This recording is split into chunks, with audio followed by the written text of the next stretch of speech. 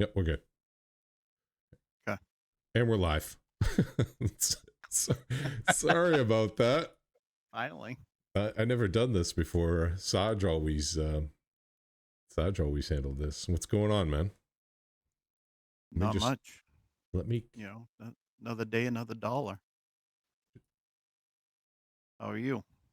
I'm good. I'm good. So this is a change What's from the that? normal. Oh yeah, right. So we'll kick this off. So Roll with Disadvantage podcast. What's this all about, Todd? So, we're going to talk games. We're going to talk all sorts of games. Pretty much whatever, comes to mind while we're planning. We'll chat about it. And I'm trying to, but with no luck, get there's your channel right there. So let me throw this up here. Still loading. Oh, perfect.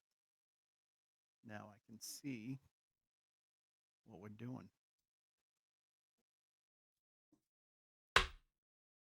Oh, I just have to add your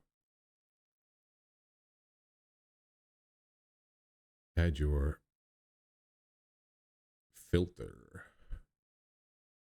Add your filter. Where's my? Let me see my microphone filter here, and then I can put it so I even got that. Go ahead. see how my name lights up when I talk. I need to set that up for you too. Yeah. Oh, wrong thing. It's been so long since I streamed. I don't even remember how to do anything. Literally. um. Yeah. So awesome. Um. So yeah. We're just gonna talk games. We're gonna talk about what's going on with games and stuff that just we want to opine over and see if we can't get a decent crowd in here watching. So All right, go ahead and talk real quick. then what did we plan on doing? There We we go. planned It's on working. doing talking about TTRPGs, VTTs, do some lore on some different stuff, CRPGs, MMOs, just, again, shooting the stuff and talking about gaming related stuff. And then anything we can think of after that and call it a day after what we said 90 minutes or so. Yeah, I think 90 minutes is a good benchmark. Once we hit that, call it before we start running out of steam.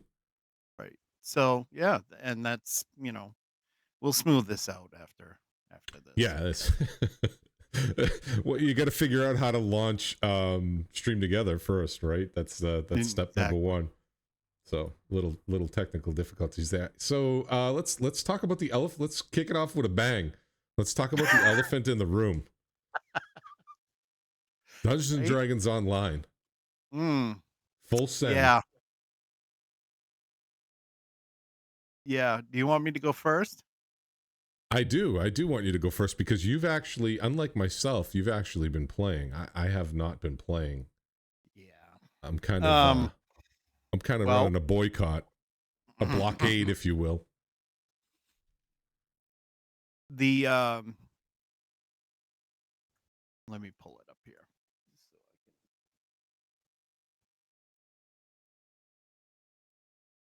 I should have this stuff ready. You're unprepared. I am very unprepared. I'm gonna get you an Elgato prompter so you can have it. You can be like No. like. What I I'm not gonna say it. Never mind. what I do need is the Stream Deck. You do. You got to get that on Prime Day, Black Friday coming up. Yep. The new release is out, Lanterns in the Mists, and the 64-bit server um, called Cormier, Okay. which is a region in the world of Forgotten Realms. Um, Access for VIPs was today, and Cormier's been down. Um, and I Nice. get it. I get it from a developer perspective because I am also a developer. Have been for quite a while now. And but I mean, let's again address the elephant in the room. It's an old game. Yeah, I mean, a couple things, right? I mean, you've had 18 years. This should be old hat by now, right? I Sure. mean, There's been a lot of performance issues. They had fixed some of it with their patch a couple of patches ago, I believe. mhm. And lately there's been a little bit of hang up. Today, I went in and played for a little while, and it's different. It's so different. It's different in the way of the repeating crossbow because run an artificer. Um, doesn't sound the same. Sounds slower. And I mean, you were on my stream when I was running it, and you could hear the difference. Yeah, I mean, before it used to be very rapid, right? It was like tink tink tink tink tink tink tink tink tink, Yep. and then today it was like tink tink tink Yep. tink. It was Yep. almost like they slowed down its rate of fire. Right. And it felt like it. Yeah, Like when I was attacking creatures, it felt like it. I mean, you even mentioned that it's just aiming, targeting is a lot different, or it seems to be a little borked, which yeah, it is.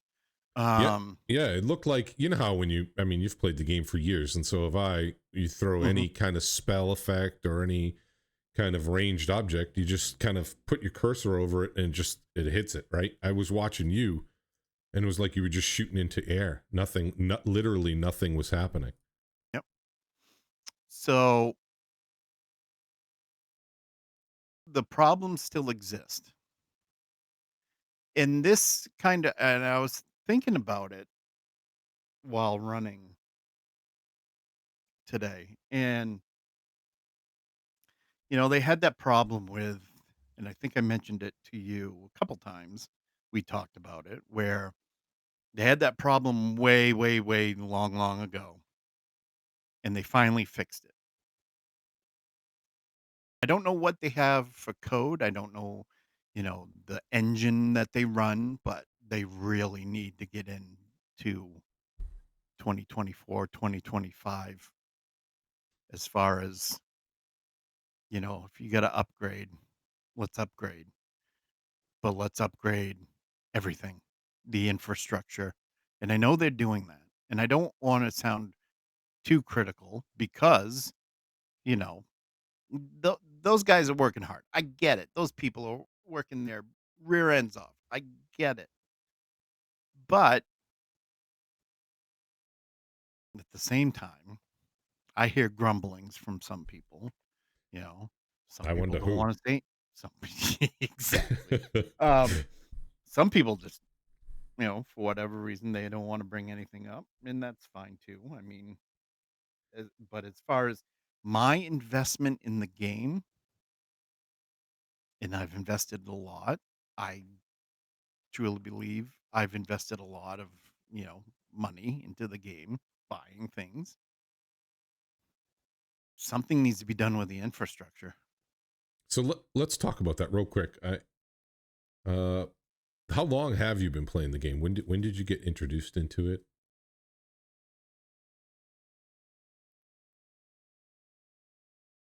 Oh, your audio cut out.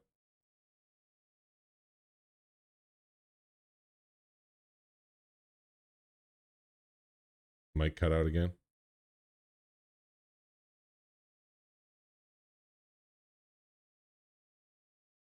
You want to? Yep.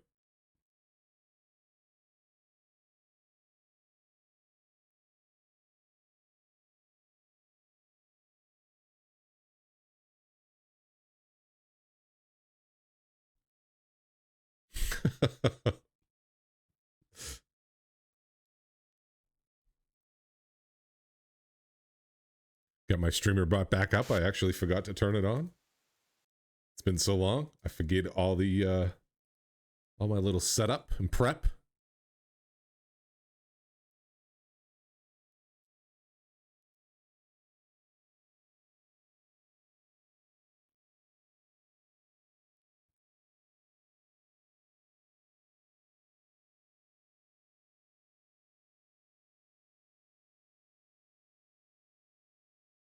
USB on the fritz? No.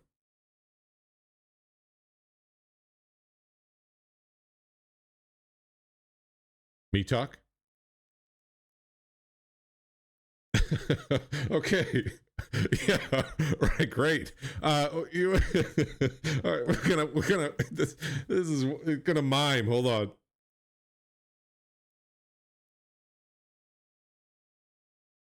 You want to drop and reset it again and come back real quick?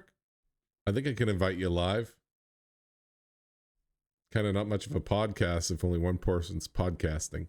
Go ahead and try to drop again. Hopefully it'll fix. Stop touching things. All right, go ahead. I'll reinvite.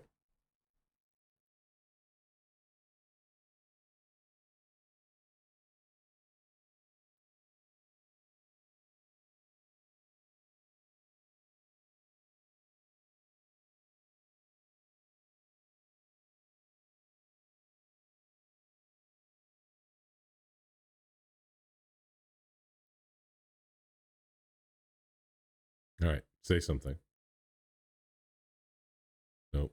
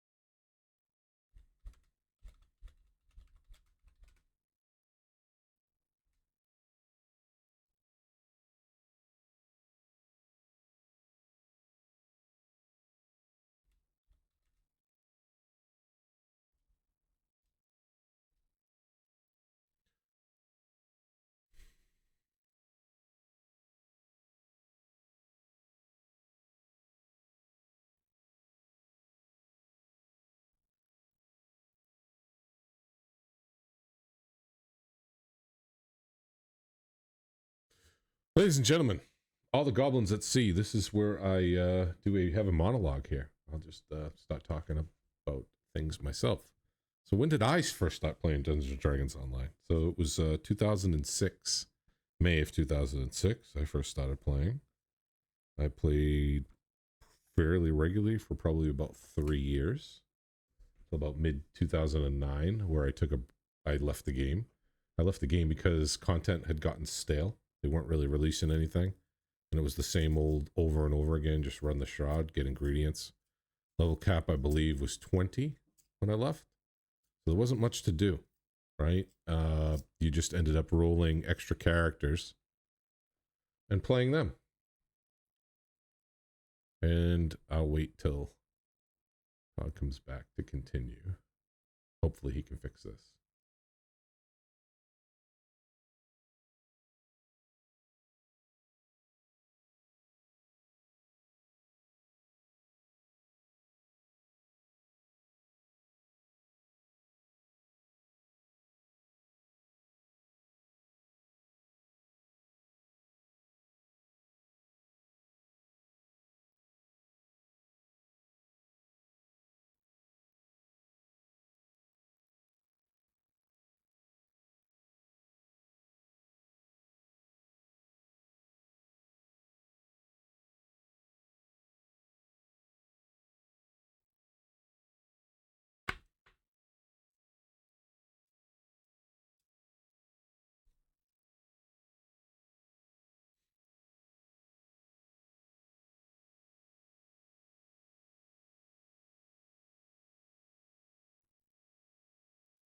I mean, if we can't get you to get settled in and stream together, I could probably just stream it through Discord.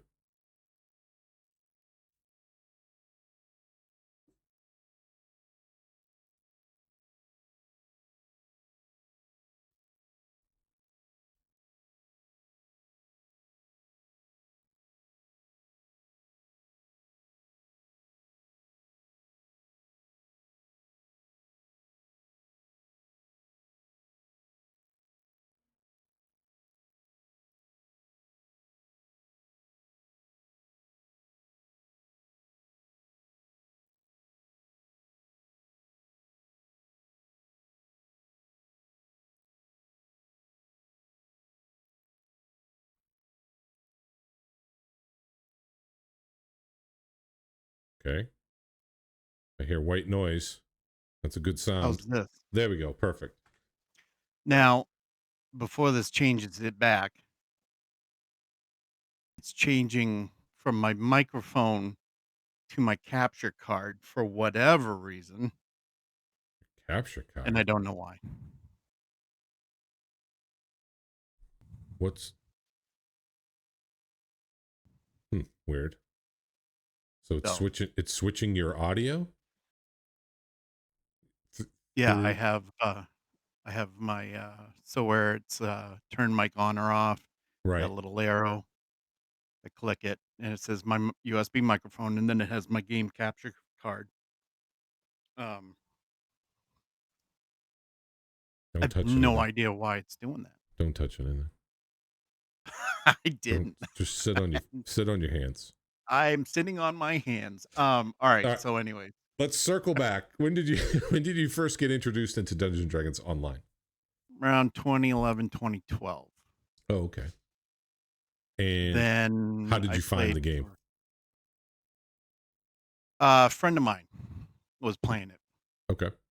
and then I started playing it, and then I think maybe 2, 3 years in,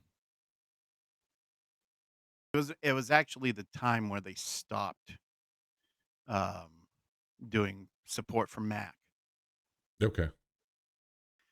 and I had a Mac, and I was playing it on the Mac, and then they stopped the support. So I was like, okay, well, I'll go find another computer. I got another computer. It was an older one, but it could run DDO. And last time I left off before, I was gone for, oh, it was well over a decade, I think. I was in the marketplace, and I had never done anything past the marketplace or much in the marketplace. So, yeah, it was for, and I think I've been back for about a year now, Oh, okay. if not a year. Might be more. I don't know. So much is going on that, you know, I mean, you celebrated your 1 year Twitch anniversary. It was really 4, so I think your time. it's all a Uh, blur. yeah, it's all a blur. It's all a So blur. I'll run back mine real quick. So I first started playing May of 2006, right? So Mhm. basically, right at the game launch. And how I got into it was two friends of mine at work. They introduced me to it. I had never played an MMO before ever. Um, so then I started playing with them, and it was the only reason why I played it really was because I knew them IRL. So it just kind of made it easier. So I played that for until 2006 to 2009. I ended up actually becoming a guild leader for a pretty decent rating guild. That guild, mind you, is still together with those same people to this day, 18 years later. They had never left the game. I did. I left it Right. about mid 2009, and we went Mhm. about 4 or 5 of us from the guild went over to Lotro, and only because DDO at that point had gotten stale. Like they had broke Intimidate, that was huge for our tanks for rating. They had lag. The Shroud was laggy, and there was just literally nothing to do. Once you got your character to level cap, you just made more characters, right? So we just like perpetually raided because we always had. I had like 3 clerics, a tank, like we would rotate it all through. Mhm. And I left, like I said, 2009, and I never looked back until COVID. COVID hit, And I'm like, my friend was nobody had anything to do. My friend messaged me. He's like, I'm gonna go play hardcore with the guys. I'm like, what do you mean with the guys? He's like, oh yeah, the guild's still going.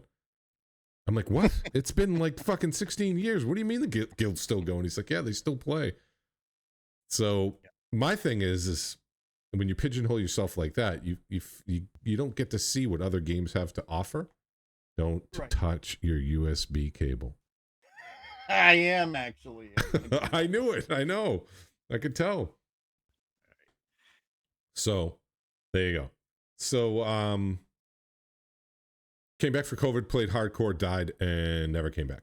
Came back actually in this last February and started playing, and that's when I actually started streaming. I said, if I'm going to play DDO, I'm going to start streaming too, so I can meet people, because I knew the game always had a pretty good community, but I also knew it was a very, very small community. And imagine 18 years later, it's probably much smaller than when I left, but a very passionate but very small community. And so far, it's been great. I met a lot of cool people. Mm-hmm. So why DDO with all the titles you can play right now? Why? What's your allure to it? One, it's DDO. It's Dungeons and Dragons, which that's been my main game for, well, since I was 9 years old Mm-hmm. when I picked it up and started playing. Um, the investment that I already have in it, but at the same time, and I'll go over this in a second, I said the same thing about Neverwinter. We've talked about Neverwinter before. Right. Um, am I tied down to DDO? No, definitely not. It's just what was that movie where it was like whatever the dialogue was? Oh, you're so hard to quit. Yeah. It's kind of like that. But when there are issues like the ones I've been seeing, yeah, I get frustrated, and I know a lot of other people do too. I mean, I've watched streams where the lag's been unreal, and people are just fed up with it. Yeah. So Um, couple things there. I think with DDO more so than, well, I guess the MMO genre, people get, I think they get emotionally attached to their characters because they yep. put so much time leveling them, getting their skills up, getting their crafting up. I mean, it's a huge grind. And I think people just get this emotional investment that they don't want to just walk away from it. They really don't. So they keep playing. They stay on that hamster wheel. Even though, and then what I see with the DDO community, where I'm very different, they'll make concessions or allowances.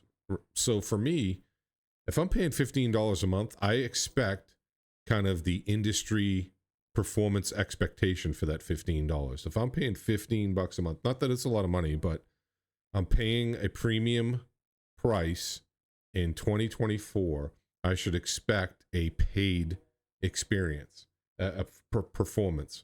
When you can go play, I can go play Throne and Liberty for free. I can go play World of Warcraft for $15 a month. That game runs phenomenally, no problems Yep. whatsoever, no lag.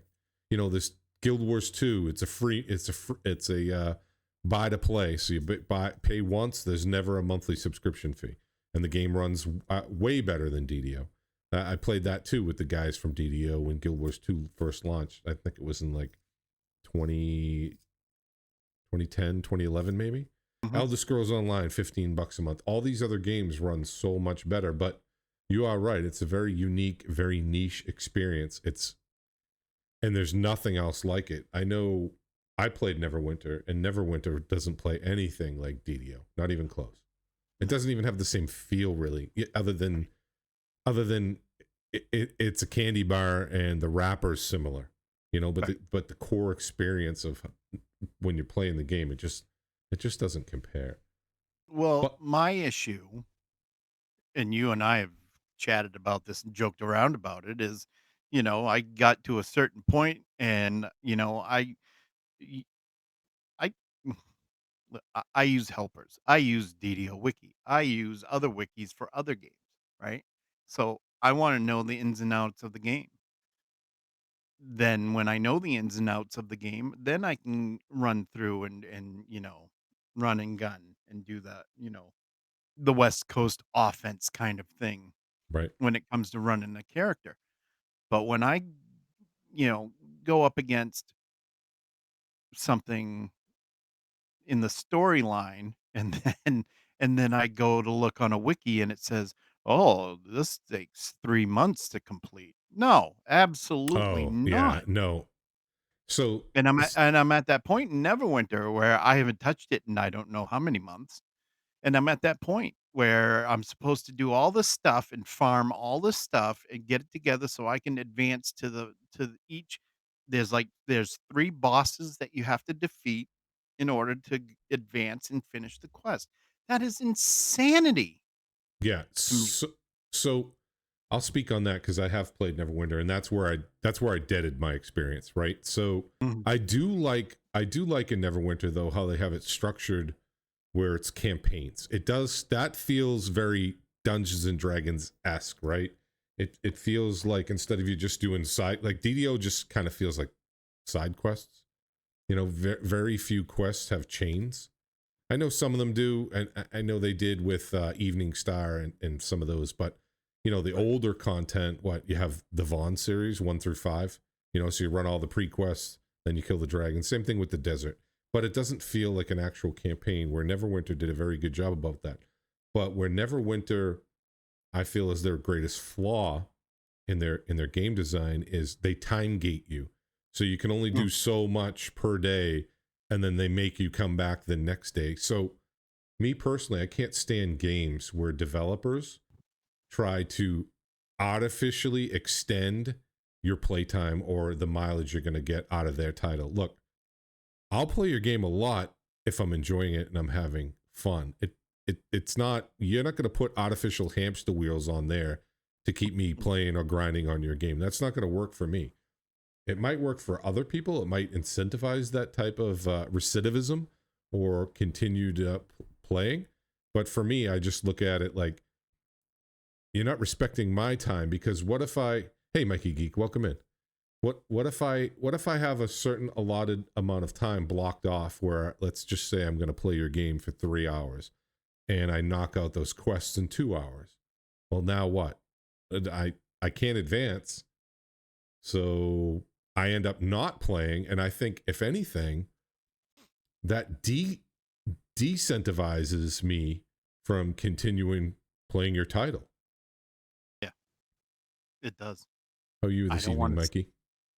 I don't wanna sit there and have to do a quest within a quest within a quest within a quest in order to advance because you've micromanaged this timeline or you know this string of quests in this you know line and made it well in the case of Neverwinter, draw it out to you know it takes 3 months or whatever to Right. complete it.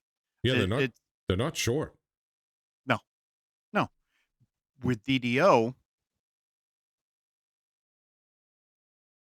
the quest string, you know, I get it. It's like, it's like the tabletop I run currently on Saturdays where, I have different chapters for my campaign. Mm-hmm. And when that's all done, the next group or the next campaign or the next person that's going to run a campaign besides me, it goes on to that. Right. My issue currently with DDO is and again, I know they're working on this stuff and I know they're working hard on it, but it's performance. It's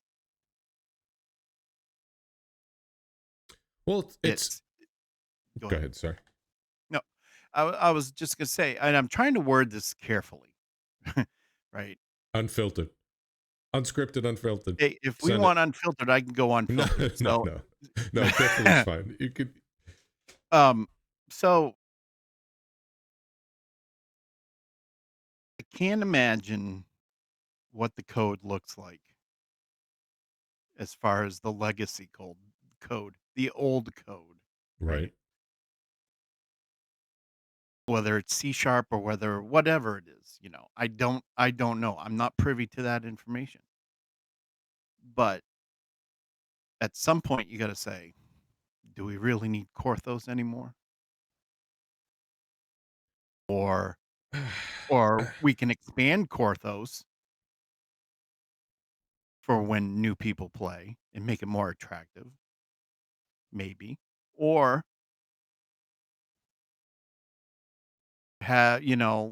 go back to Korthos after you've left for a while because there's something new that they've added to Korthos, something like that. I mean, Um, it's a I it's a rough call, right? Right. I think it's a step in the right direction. They had more. It seems like they've had more success with Lotro, but maybe Lotro probably has a bigger development team or people that have been It working on seems that like it. longer. Well, It seems like it. that was always the case, even way back in the Turbine days. Mhm, Lotro actually always got more funding. They got more content. mhm. That's why me and five of the guildies went over to Lotro and we started playing over there, is because it was the DDO was like the neglected stepchild of Turbine, Mhm. and it just seems like that tradition is carried on. Here's the problem with, in my opinion, I get a couple gripes to pick with DDO. So the expansions, I get that brings new hype and that's a revenue generator, which is fine. But I don't like the tiers of, in my opinion, core content. So to me, you shouldn't a la carte your game with either.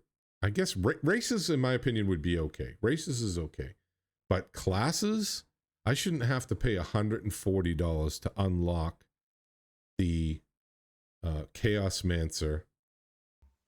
What? Iconic Chaos Mancer. Right. $140, where $40 for an expansion, in my opinion, is fair. Mhm. But what are you really getting? You're not getting too much. You gotta get the $80 variant to unlock the class, which for $80 you better be delivering on a lot, and I don't think they really do. So that's one gripe for me. And then the second gripe would be lack of performance. So the Mm. lagging. Mhm. But hopefully, I am hopeful that they could lock this down, open up a 64-bit server, because I am not emotionally. I delete when I came back to the game. I had like 14 characters. I Mhm. deleted all but like 4. I Mhm. just nuked them. Level 20. Mhm. I didn't even look at their gear. I just hit delete Yep. because That's what I I'm did. not really emotionally attached. I Mhm. understand why people would be, but for me, I would rather have a group of players Mhm. that I can cross pollinate with and actually play than, the 300 people that are left on my server, let's say, Right. right? To me, it's more important to be playing with people than a Mhm. defunct guild that has 3 people in it, but I hang on Mhm. to it because it's got a maxed out guild ship. Right. So I think hopefully the game's future is bright without trashing it too much, because I do like the consolidation. I do like the idea Mhm. of them bringing everybody together, and let's ride this into the sunset with more players together. And I think One server to rule them all. I think Come they on. said, well, to piggyback that, I think Axel, Nomad, and I'm sorry, but I don't know who the other streamer was, but they brought it up, and I think the information from what they were saying was each server can handle 2,000 players. But look at the numbers, right? The average player base on every server is about 300, maybe a little more, maybe a lot less on some other servers. Even if it's 2,000, I think you're getting basically 90% of your player base under one Mhm. umbrella. And to me that's a good thing, right? Yeah. Because, you know, it is, I say this all the time, and I don't just, this isn't just lip service. It is one of the best communities out of any game I've ever played. Everybody is so passionate about the game, and everybody is so nice and helpful. You know, Yep. I go play other games. I was playing Elder Scrolls Online PvP, and within 10 minutes of killing people in PvP, I was getting getting hate messages. Oh, So absolutely. Yeah, yeah, I get that. Oh yeah, I get that definitely. Yeah, there. I mean, you're gonna find a community like that pretty much everywhere you go. Tech has that. Tech has that a lot. yeah, You know, you're in one community which is absolutely fantastic, and then you go and decide to dip over to another community and see what's going on over there, and you say one thing that, somebody doesn't like, and automatically you have villagers with torches and pitchforks coming after you. And that's that's a turnoff for me. were you But actually able to get on to Cormier or no, no? no. For the beta, I downloaded the installer, and I had this problem with the regular one too, where I couldn't get on. I had to I had to put the installer on the machine and then download the files through my phone's hotspot Hmm. to get all the files downloaded, which took 12 plus hours. Wow. That makes absolutely no sense, and apparently I'm the only one in the entire goddamn universe that it happened to. I mean, you do have some anomalous activities with USB ports and microphones, and so Oh, I do. I have my fair share of crappy luck, but, I mean, that it never made sense to me. I asked a ton of people, right? I was like, has anybody ever had this problem?" I went on the forums and I posted on the forums, "Has anybody had" nobody had this problem except for me, and I do not get it was a brand new machine, everything was tested, everything, it wasn't I know damn well it wasn't the machine, right. and I just I don't understand why why I've never been in a game where there's been lag, I don't think, ever. I can't think of any off the top of my head, and this is going way back to AOL Online with Neverwinter. Yeah. So I remember playing DDO. Even back in the old days when Shroud kicked off, you would literally be fighting Sulamites, and the game would just you'd get stop lag. It would just freeze, lock Mhm. up. You'd do 1,000, 1,000, 1,000, and then poof, his meteors would just your whole raid party would just be dead. Nobody could react because it was Right. just it lagged out. That Yeah. that's not enjoyable, right? It's fun being with people and running that kind of stuff, but when that's a mood crusher when something like that just Yeah. it's like a kick in the teeth.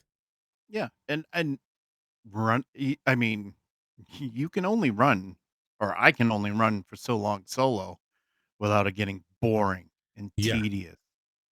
And like, I want to run with other people and do raids and be in these groups and actually I've never done those challenges that they have listed on, in the social screen.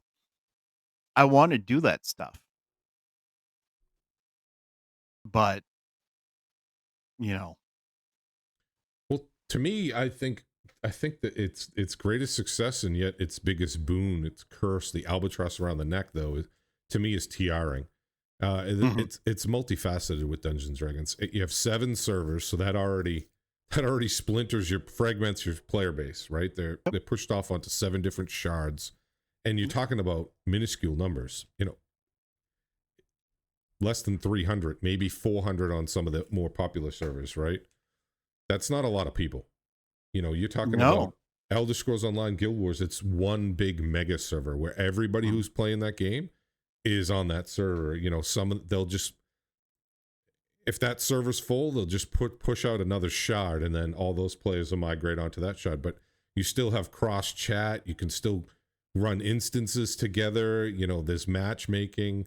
It's a much better it just feels alive. It's much more viable for doing all Yeah. those activities. And then now throw in the tiers of, well, I'm at level 5 and you just TR'd, and now we're out of sync. Or let me try to link up with you on my next go around, or maybe I'll run an alt, yet that alt doesn't have enough past lives, so you want to run higher reapers than I can, and if I can't, then I feel like I'm not contributing. It just that's why I left and stopped playing it before, is because the people who I was playing it with, they were all super high level, and they didn't want to.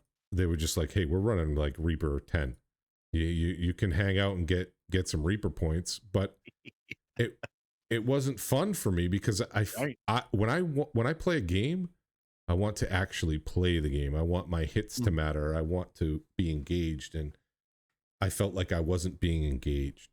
Mhm. And No, I get that's that because yeah, that happens to me.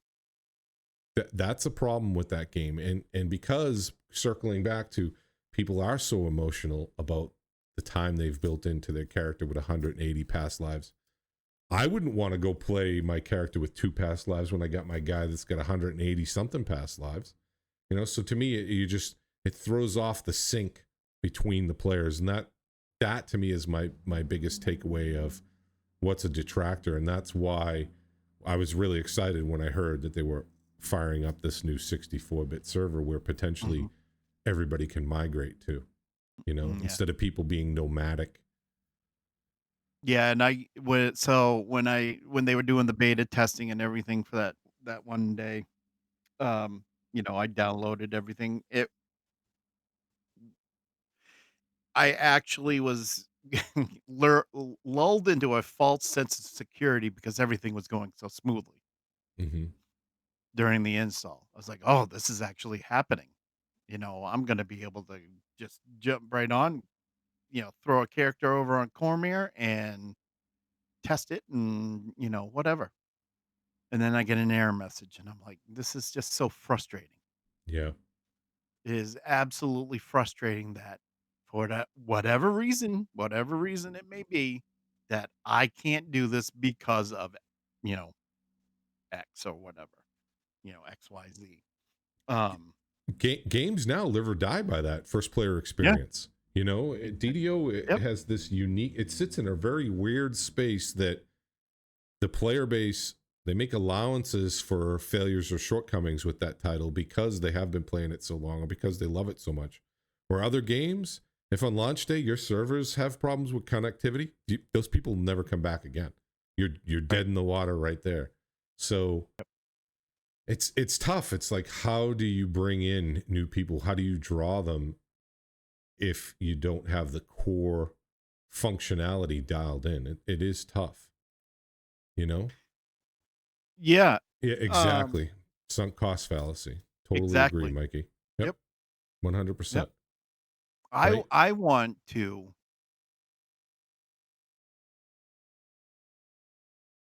and here's where I have the problem with these numbers, because 'cause I'll go on and I'll see 52 people in DDO and 1,400 or whatever in Lotro and be like, "Why?" What is the reasoning behind this? Well, I'm pretty sure one of those reasons is performance. People are tired of getting hung up. You just as you jump off of something to avoid a trap or whatever, and you're hanging in midair like Jordan for 15 minutes. That's exaggerating a lot, but, and boom, lag's done and you're dead.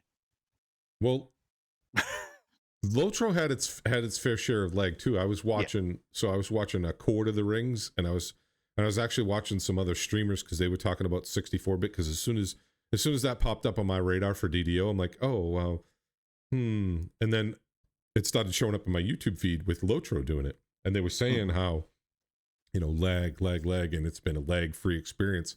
I think a lot of Lotro's combat and A lot of their code is probably a lot different than DDo's. DDo's is pretty. Oh, yeah. Their systems are kind of out there when it comes to MMOs and how things are getting Mhm. calculated. But even Elder Scrolls Online, I think about 3 years ago, we would have this problem in. I used to play a lot of PvP in Cyrodiil. It's like three factions and you fighting to get not destroying castles and taking over the castles.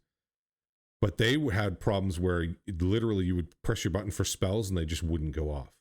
Nothing. Mhm. And it's very, very action based like Dungeons and Dragons Online. So you had no counterplay anymore and it just ruined the experience. They Mhm. had to get new servers. So it does happen. And that's a far more, I think they just hit 11 years old, I think. So it is common in these games to have that happen. I'm surprised Mhm. that, I mean, it's Blizzard though, right? That World of Warcraft has never had these growing pains. But to me, DDO, it's kind of like I worry about it, right? Because I worry about, are they just riding it out into the sunset? Are they like, hey, it's making enough money that we can keep the lights on? But I say this, but at the same time, they look the voice actor from Baldur's Gate 3 bringing cro- the crossover into Dungeons and Dragons Online is amazing to me Mhm. because it homogenizes kind of the ecosystem where so many people played Baldur's Gate 3. Now you hear that same voice actor and it all clicks. And then I think that brings some of the nostalgia for Baldur's Gate 3 over to DDO. And then people hold on to that because I know I got a little nostalgic goosebumps when I heard her voice because Baldur's Gate 3 was amazing. But the appetite for that type of content is there. It's just got to get some developers to deliver on these things. And DDO has done some amazing. They've taken a lot of right steps moving forward, but at the Mhm. same time, sometimes they stumble. And Oh, it, absolutely. yeah. And for me, it's the performance. So that hopefully they can get that dialed in. Yeah, and you gotta remember too, I mean, if, whatever data center But- SSG's running through is not going to be as big as Blizzard's or Amazon's or, the bigger Right. companies. Look at it. Look Um, at Amazon, right? Their MMO, New World, that launched 3 years ago. That thing totally flopped, fell dead on its oh, face. absolutely. There was like less than 2,000 people playing it. They just did a hard reboot of it too, where they brought consoles on board and they Yep. just relaunched it now again. And the player base for PC were screaming because they abandoned them. They abandoned development for the PC hemisphere to work on the console. Now I guess all three systems play together, which we'll see if that breathes new life. But console players are very, very nomadic. There's so Yes. much free to play on console that they move around all the time. They always have. Yep. So, another thing I wanted to touch on for DDO is what I heard, um, the other day about their future content being more Ravenloft, and what do you think of that? So, hmm. I wonder why. Is Ravenloft kind of the flavor of the month over on pen and paper or something? I guess that's one of those "it depends" answers because, some people are big fans of Ravenloft. You know, w when that world came out, or, when that part of the DDO universe came out, it was great. It was great. I love playing it. I love playing the PC games back in the day too. I mean, you can still play those games. It's a lot different, It's a lot, you know, a couple of them 'em weren't that great, but, the one with Strahd was the best. Uh, but I think they're going to be doing, um God, I can't even remember, how it was worded on the podcast I was listening to, but, um, you know, bringing all the lands that are comprised in Ravenloft into DDO from what I understood.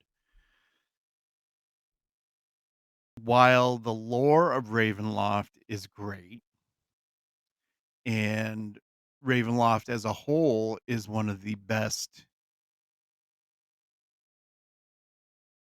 worlds in D&D. I mean, how far are we gonna go with them focusing on Ravenloft for X amount of time? Well, That's my worry because you have you have Greyhawk, you have more of the Forgotten Realms that they can branch out besides, just, what they've done already. They can expand, they could expand on the Underdark tremendously and bring in Menzoberranzan, right? So, I mean, there's an infinite amount of possibilities with what direction do you wanna go in? Um do I mind them bringing more Ravenloft in? No, I don't mind at all because I enjoy Ravenloft, pen and paper or online. yeah, Does it make does it make sense now? Well, not with all the problems you're having. right. I don't mind them doing that, but I think what they put it this way, Baldur's Gate 3's Underdark was probably the same size, if not bigger, than DDO's Underdark. Yeah.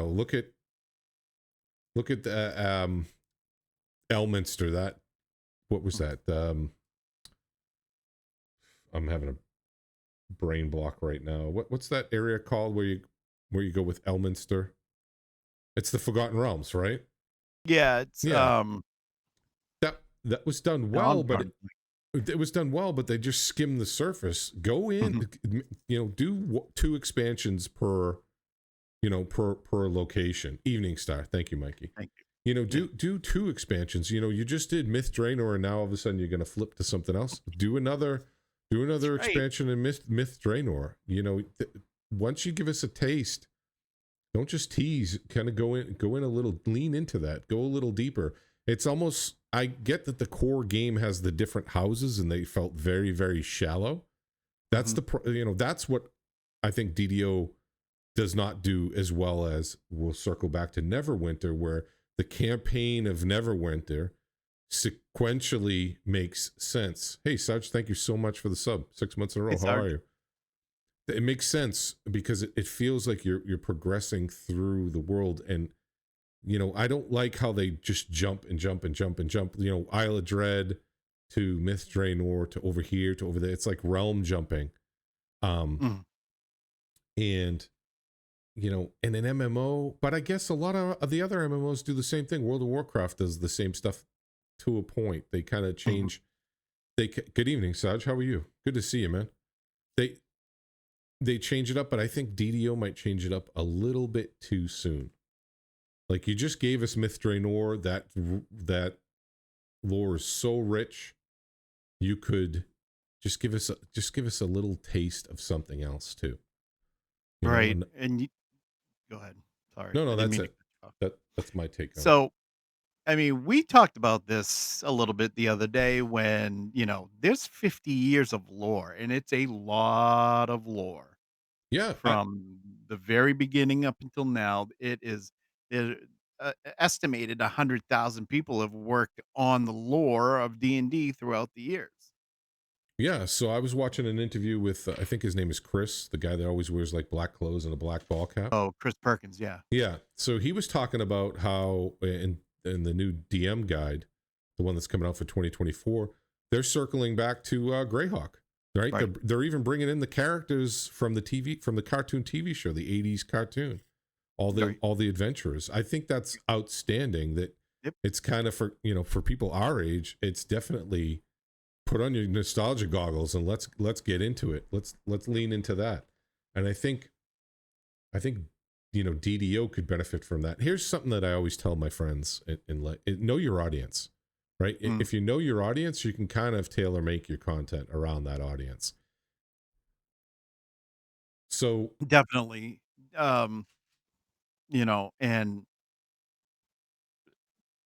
speaking of Greyhawk, you sent me that link and I watched the videos and while they're circling back to Greyhawk for whatever reason instead of sticking with Forgotten Realms as the campaign setting for default. There's rumors of very minimal Greyhawk content in the pen and paper space. So that means people are gonna have to homebrew a lot, which I know a lot of people, such as myself and probably you, don't mind doing homebrew.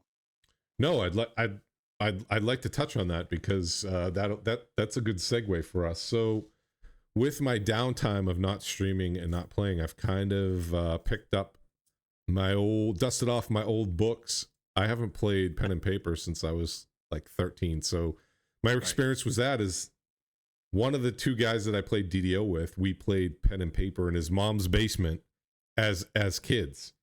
And lately I got back into picking that back up.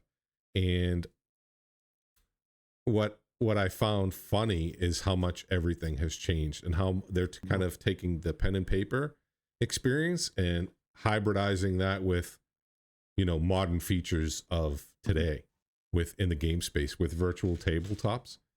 I, Mhm. to me, that's going to be my preferred way to kind of get back into it. But homebrewing, yes, exactly what you said. So I think that's pretty good, and it seems like they were going to give you kind of the bones for the Dungeons and Dragons experience, and then leave it up to the individual players, campaign designers, dungeon masters to say, "Hey, we gave you the foundation. Now you guys flesh this out and build upon it." Mhm. I think that's pretty good. I think them dropping off a lot of just the tedium in the core rules is a good thing. A lot of streamlining, like kind of the transition from 3.5 to 5. It was very very they trimmed a lot of the fat, kind of the Mhm. techno jargon, and just got back into the core role play experience. I like that they're embracing that. Yeah, and you mentioned 3.5 to 5. While I there know. were parts of version or 4th edition Don't that say were 4. great. That was like Windows XP. Ex exactly. Wow. Or more like Windows Millennium Edition, but, Yeah, right. uh, um, there were pieces of especially as far as some of the major characters and lore behind those characters that were really solid, and they're bringing that into the fold now. Other than that, 4 was, in my opinion anyways, 4 was kind of an unmitigated disaster with all the retconning and just they didn't things did not add up. And, you know, it's Hasbro, WotC, TSR, whatever, it's all these people coming in and out and, you had your main crew of writers and the such throughout the years bringing that lore, and here's where I'm gonna tie it into DDO for a minute. Bringing that lore, I think, would appeal to a lot of different people who Hmm. understand the lore and understand the game.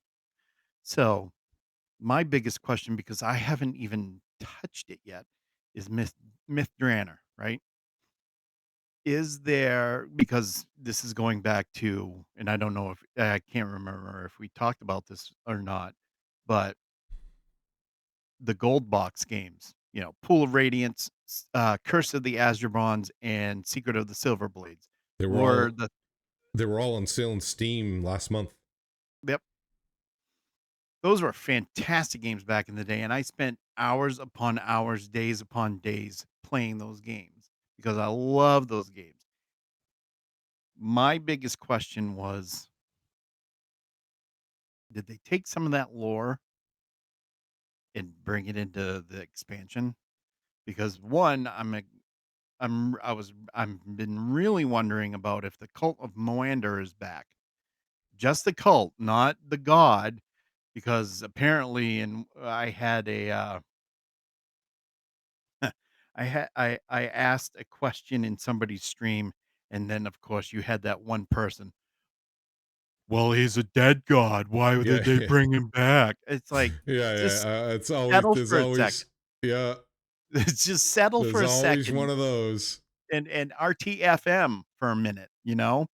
Um, the cult can still be around. There's plenty of cults in the lore that are, still operational, I guess, for dead gods.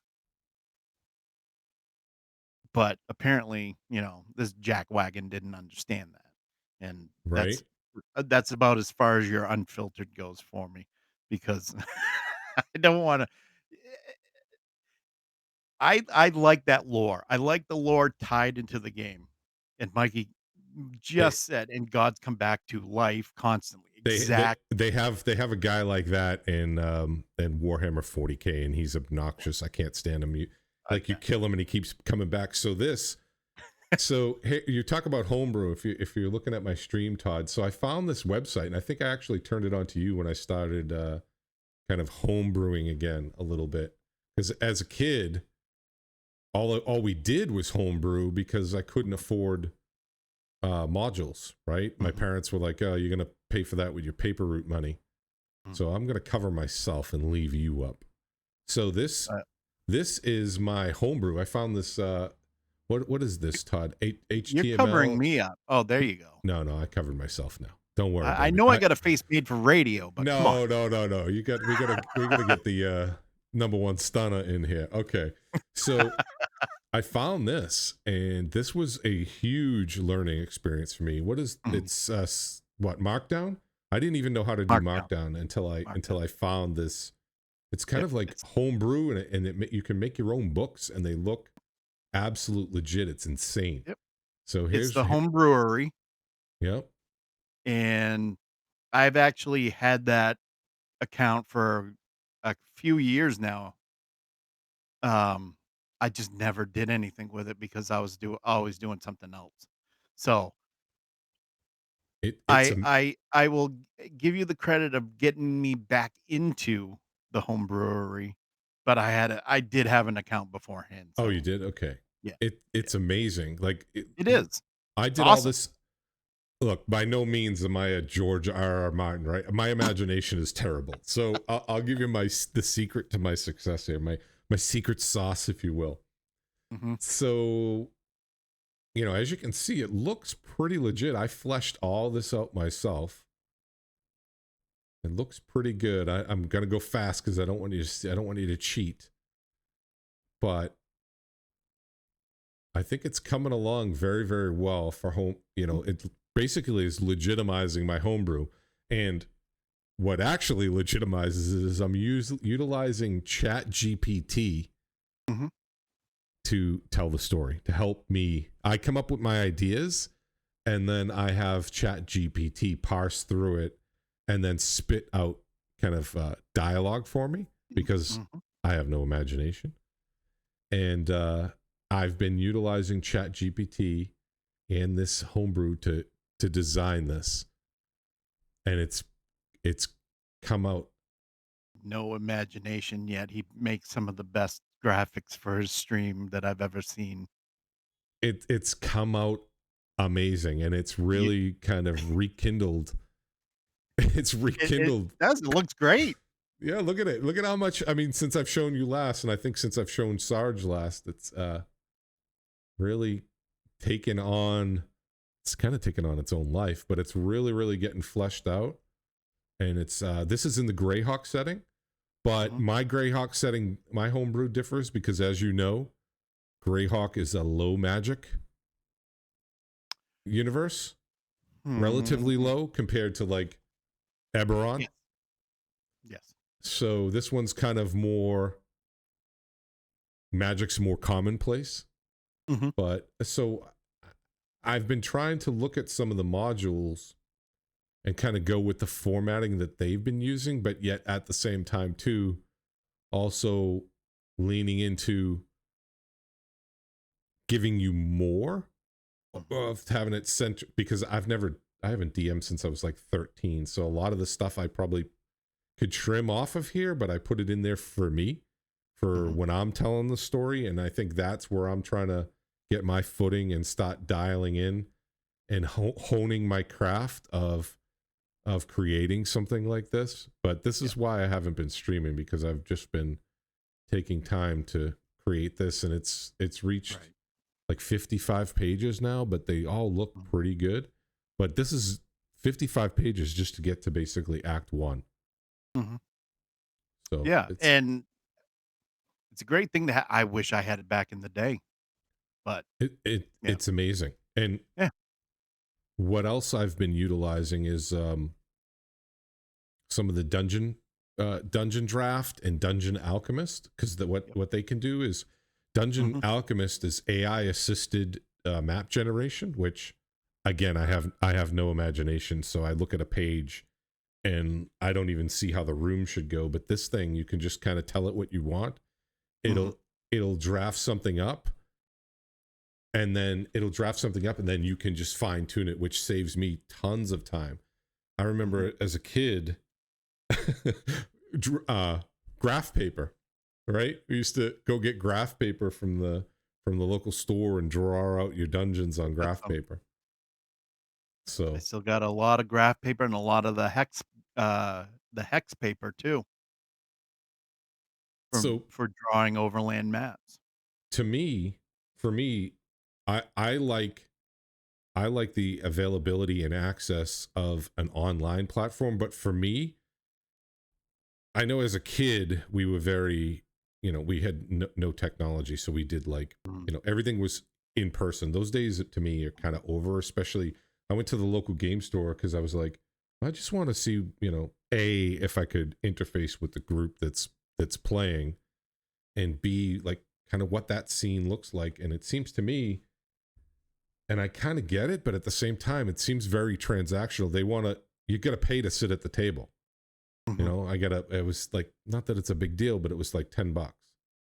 And I'm Mhm. like, well, if I did that, once a week, it's $40 a month. You gotta And become a celebrity DM and get right, 160 bucks a seat. I'd have to grow my hair out. Business in the front, I party in gotta, the back, yeah, I gotta get a Brazilian blowout. right? But so my thing is, I want to start playing again, but I definitely want to play with utilizing some more of the more modernized features. So Yeah, and we yeah, go ahead. what platforms have you used and are most familiar with? So, I've used Owlbear Rodeo, excuse me. I've used Owlbear Rodeo, not bad. It's decent, but just didn't have what I needed. Um, Roll20, I've used that. I think they have a pretty. How's I think their shtick is roll 20's free, right? No, No. there well, I think there might be a free tier, but you don't get a lot, of Yeah. course, with that. The paid tier, which I did have for quite a while, but I never used it, which was I don't know why, but, um, I tested a few things while I had the free tier.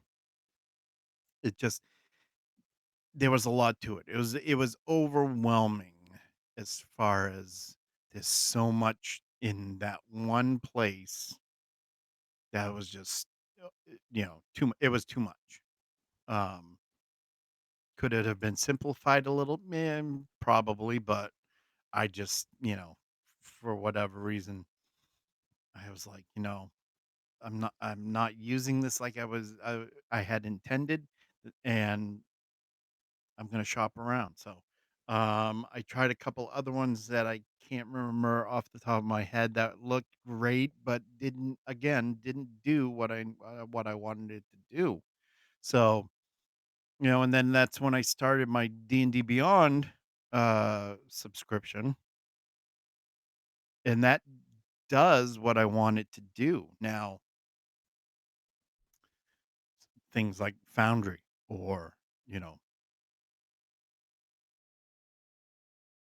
the other 3D, you know, ones, I'd be more than happy to buy it, use it, because those are, you're one and done. You bought it, you own it. Well, in some cases you don't own it, but in other Well, I don't cases think you we own anything anymore. I think No. people just realize that Steam basically in the fine Yeah, print says you don't actually own the games. exactly. You You have a own license. you have access. You have a license to access it. Right? You Yep, just have a license to access yep. with that vendor. My thing is, So what happens if you die? Does your Steam library go to some? Can you legally pass it off to somebody else? I guess if you don't tell them. there's I've done a little bit of research into that because of a couple of situations, and it's a tricky river to navigate Yeah. as far as, you know, it's not like Facebook where you say, "Oh, I can, all this content goes to whomever," and they can either shut the page down or they can, memorialize it or whatever. Mm-hmm. It's it is what it is, but, am I going to use those platforms? Absolutely, I'll use those platforms. I think they're great, but I can access, and I know you can in some of these newer ones too, where I can access all the books that I have, all the digital assets that I have right there in D&D Beyond, and it's easier for me. So, I'll go over the setup we have, in my campaign. We go on to Discord in my Discord server for the gaming group. We're all on in a voice channel. We can do video if we want. If not, that's fine too. And then, that's how we communicate. And then, you go in and you look at your character sheet in D&D Beyond. You go into the map section, which has been in alpha for a year or two. um, but they keep improving on it. I will say that. Um, So everybody can see the maps and do all that, and they have the fog of war and everything. But, having to uncover little bits at a time gets a little, which is why I like how Roll20 does it. Foundry does it very well Um, too. yeah. And so the plus for D&D Beyond is that everything's centralized for me there. Yeah, they've done a good job, kind of like Microsoft with their Xbox, right? They have a Mhm, nice ecosystem going on. mhm, What I don't like about them, but at the same time, I get it too. They are kind of the biggest guy on the block. There's a lot of little one-offs of people who have, kind of their own monster manuals, their own homebrew content, which is fine too. It's great. Competition is outstanding, but I'm fearing. I know I might be getting ahead of myself, but I'm fearing with Project Sigil, with mhm, the NFTs that are going to be coming with Project Sigil. That's very, very, it's a 3D virtual tabletop, which is very much like Tailspire, which has been in, Jesus, early access now for years itself, too. I think it's like 3 years. I own Tailspire. Tailspire mhm, is amazing. Amazing. mhm, What you can create in Tailspire and just be able to control your mini, it literally feels like you're playing pen and paper because you're actually physically controlling a mini, and the environment looks like, if you remember, board sets when when you would show up and people would have a board laid out, not just a paper board but physical structures and buildings. mhm, But the biggest drawback for that is exactly what you said. You don't have your manuals, you don't have your character sheet. They have some systems in place, but they don't feel seamless. And then they have what's called symbiotes, which are like APIs mhm. that allow access to some other third party stuff to try to bring those in, but it's definitely not being done as well as what I'm seeing with Project Sigil. Right. Sigil literally looks like next level. Mhm. Yeah. Project Sigil, until it comes out, I am anticipating it. and a little excited about it. But then again, it's WotC, it's Hasbro.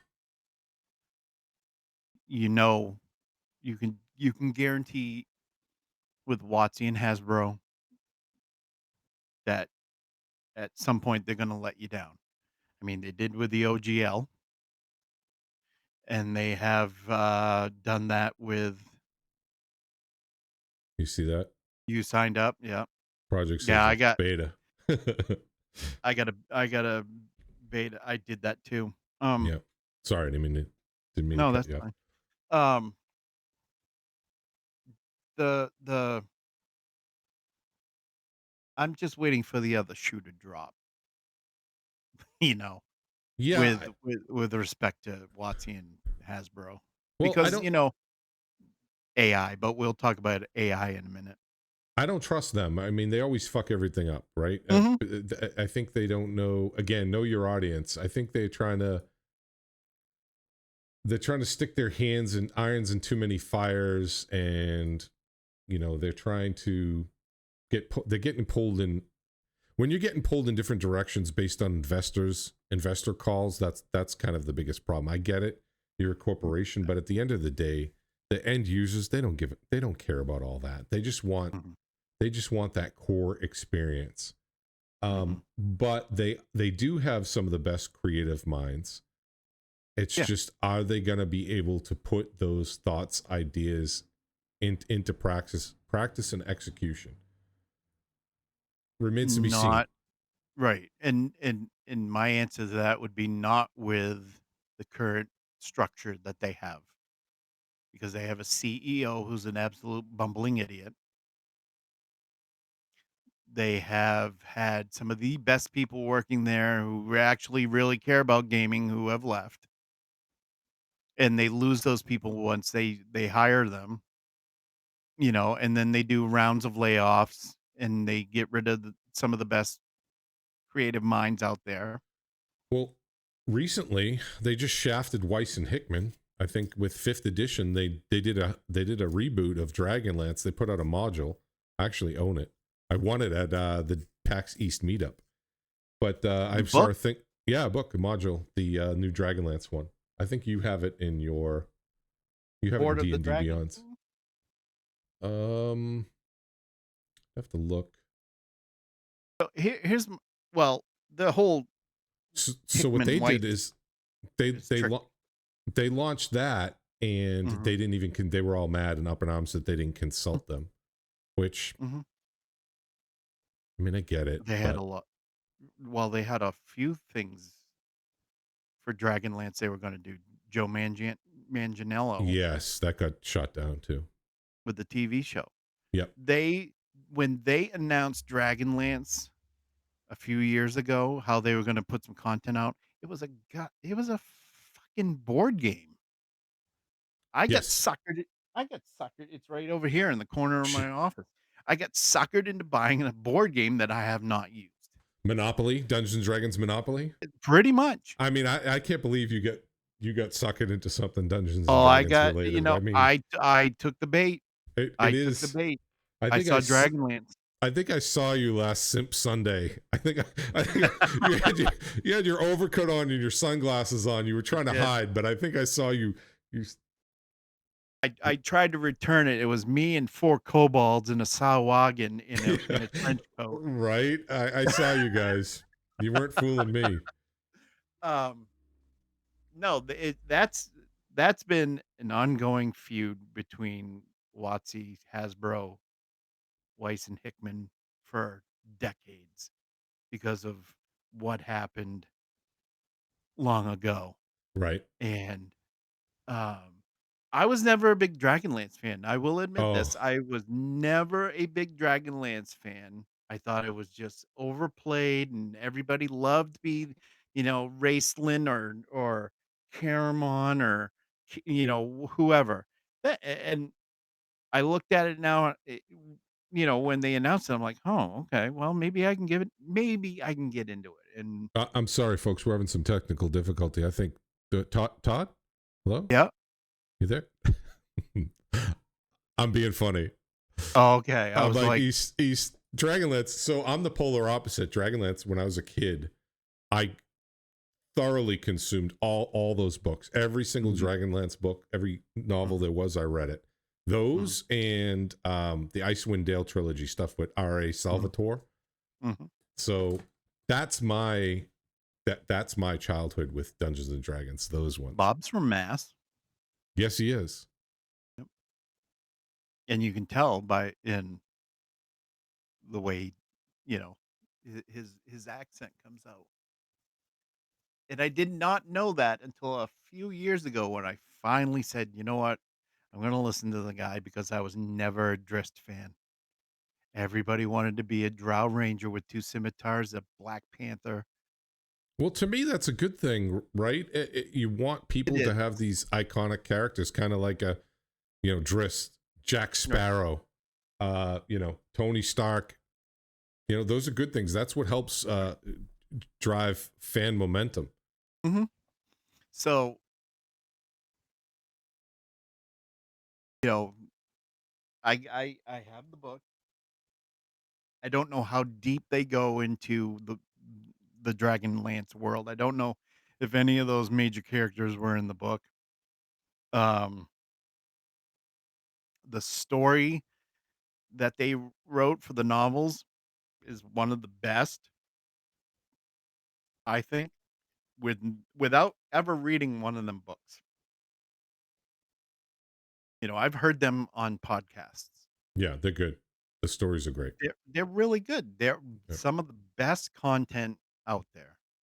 Um, I ran a message board back in the day for RPGs and stuff, and we had our little Dragonlance section, and it was always packed, and I could Hmm. never understand why. But now I can. Now that I think about it, I can understand because I was the same way with the Forgotten Realms and Well, still am. if you remember, Dungeons and Dragons didn't have a lot of dragons in it until Dragonlance. No. Right. So Exactly. yeah. So I mean, if you remember too, Greyhawk wasn't really Dungeons. I mean, I know it was skinned in Dungeons and Dragons, but it was really like medieval stories, medieval fantasy, high medieval fantasy with more knights and the feudal system and lords and ladies. And I Yeah, and know that that goes go ahead. I know that is Dungeons and Dragons too, but Mhm, it has to be. You have to up your game, right? mm, It's got to pop. just gotta pop, pop, pop, pop. It must pop, pop, pop. So Well, it if you remember, Gygax was coming from well the he did. So they had those first games were exactly that. They were like medieval combat games. They were like medieval wargaming, where it was yes, literally like my feudal knights against your feudal knights, and that's what it originally was. And I think that's why he leaned heavily into that and took a lot of that for inspiration for Greyhawk. right, And it was then all the strongholds and stuff. yes, Right. and Yeah. then added in a lot of the mythology around the bestiary and the monsters, and then it kind of Right. became He more. he he fed off of Blackmore from Dave Arneson. Yes. Arneson was the catalyst, bringing that piece over to what we know now as D&D. I mean, and Um, look at now modern day D&D. You got Eberron, you got Raven. It's every flavor now. You got basically steampunk in the world of Eberron. is that my cue to go into the older gaming worlds? Because Hold, I hold, can hold on. I want to circle back to the the tabletop. So I bought. Mhm, I was given Tailspire as a gift for the group that got together 2 years ago to play pen and paper, but then that kind of got sidewalled. But mhm, Tailspire, and I haven't used it since, but I've been using it. I'm using Tailspire to play that homebrew that I made.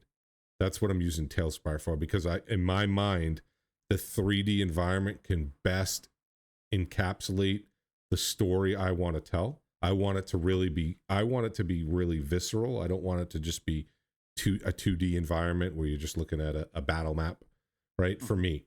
And the people that I invited all have Tailspire. So they're gonna Right. use Tailspire. But um, but in the interim, after you expose me to D&D Beyond, I like a lot of the systems it has in place, but I think to me what it lacked was flair. It didn't pop, right? It just lacked a little bit of flair. And to me, I also don't like being kind of leashed to a subscription model, Right. which I don't mind a subscription model if I'm actively utilizing the features and I'm getting my value out of it. But right now, Mhm. for me personally, just dipping my toes in the pool, I don't think I would get the value out of it. So I Mhm. bought Foundry, Mhm. and that has been insane. So it's $50 price point, but it's buy to own. You own it Mhm. for, well, it's buy to lease, pay to lease. You have access to it for life. But the thing that they have a very, very robust modding community. I mean, there are so many mods there. Right. And from talking to you, and then I watched a bunch of videos and a lot of compare and contrast, and that seemed like the top dog that unanimously across the board from all the different YouTubers was Foundry was the top dog. So Mhm. I went with Foundry, but all the I need to delete it off my machine because all the mods that you can have for it, you can really take pen and paper and just next level it. I think I sent you a video where you actually have like UI elements that it looks more like a modern day RPG than it Mhm. does like your classic pen and paper. And for me, I like the I like where the two marry, where the old school pen and paper, but it gets married with modern technology where I can also visually see, more special effects and visceral images on screen. For me, that helps me get immersed into the story. Right. But it's been a nightmare because now I'm trying to learn how to proxy port forward and set it up, because you have to you can either host a server yourself, which I plan on hosting it myself because I hosted an Armor 3 server for years. Mhm. I know how to do that, but Mhm. the other the proxy I don't know how to do, but I'll figure it out. Mhm. So, I agree that while D&D Beyond is a fantastic resource, it needs something, which I think that is where they are going with Project Sigil. Yeah. And like I told you the other night, they're gonna take what everybody else has Yeah. to offer right now, like Foundry. They're gonna copy from Foundry. So, what they do with that, if it's if it falls short, the whole thing's gonna fall flat. What I don't think that'll happen. I think if anybody's going to do it, WotC's going to do it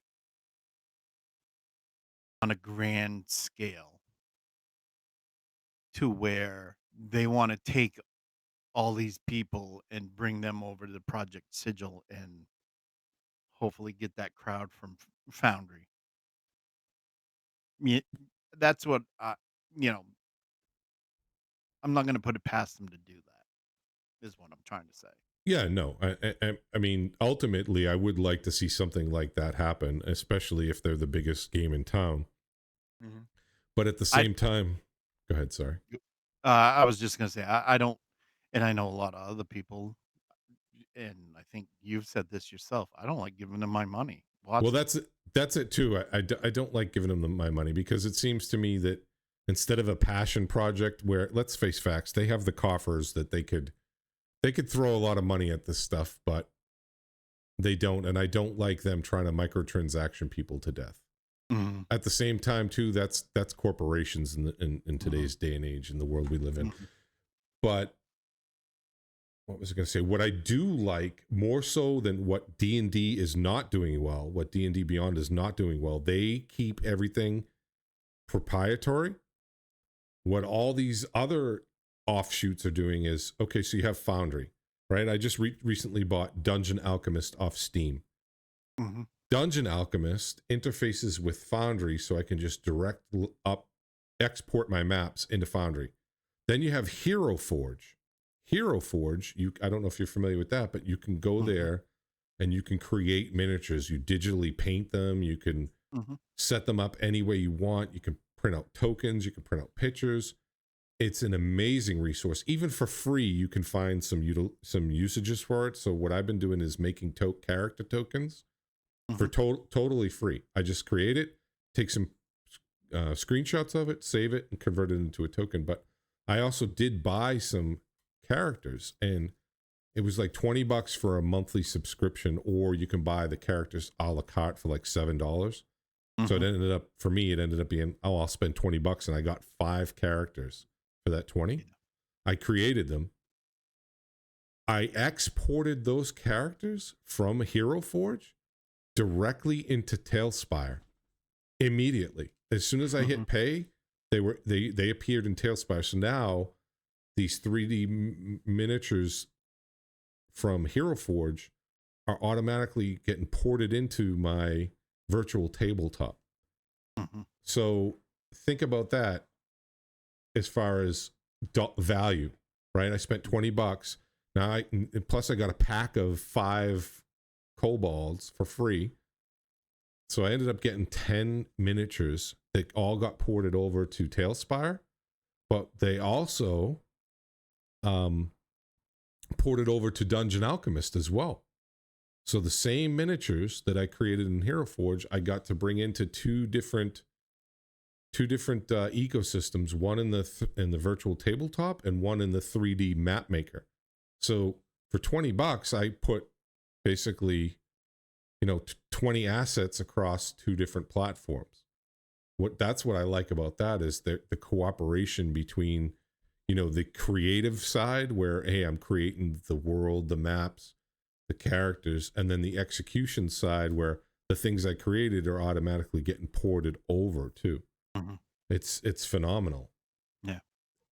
And I mean, I guess you have to do that when you have different branches off the tree, right? You have your map makers over here, you got your virtual tabletop here, where Mhm. D&D, it's all under one umbrella. But I think a lot of these other smaller companies do it better, and hopefully with D&D 1 or Project Sigil, they can tighten that up and put it under that umbrella and make a better product.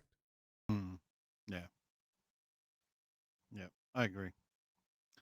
So we're at an hour and a half, Yep. and there's some stuff still on my list. If you want to keep going, I'm good. Let me just can we take 2 minutes so I can use the restroom and refresh my drink? Yeah, absolutely. All right. Let me and put on your snorkel and get in your hot tub.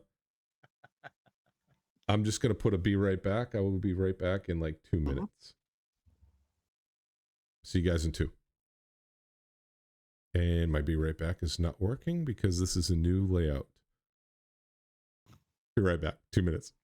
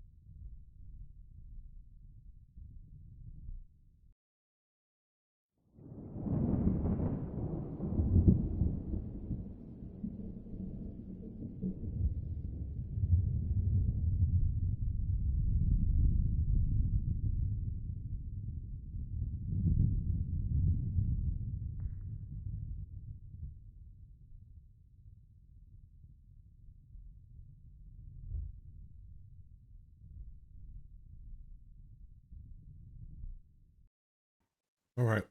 Sorry about that. No worries. I had to lock my little gremlin up. She was giving me the look like she wants to jump off the bed. I had to go to the vets today with my male dog. He hurt himself, so wild. Crash. Yeah, he was being a mental case. He was over my sister's house and he jumped off of her porch, flipped over head first, tumbled like did 3 somersaults midair and landed. I'm like, oh god, now he won't tolerate putting any weight on his rear leg. So I think he hurt his leg, but luckily it's not anything serious. I went to the Right. vets today. All right, go ahead, send it. Sorry. All right. So, what I wanted to start off with is, well, actually, let's do this. The AI in gaming. So, if anybody's read anything about what, the head dork at WotC, or sorry, Hasbro is saying, is he wants AI in gaming, which is fine, but they Well, try. I get the vibe that they're trying to kill off tabletop. oh, I mean, so it's funny you say that. So remember how I said that I'm using ChatGPT to help me write my Hmm. homebrew? I'll expound on that in a second. So yeah, Saj and I have been talking about that in multiple episodes of Tavern Talk about AI and gaming. All the big companies are totally leaning into that. That's just going to be the way of the future. And I've already experienced it myself with I was sitting around thinking for that homebrew, like trying to come up with, all right, how am I gonna world build? How am I gonna craft? I know I've read fantasy books, I know I'm a huge fan, but I just don't have that creative hemisphere of my brain.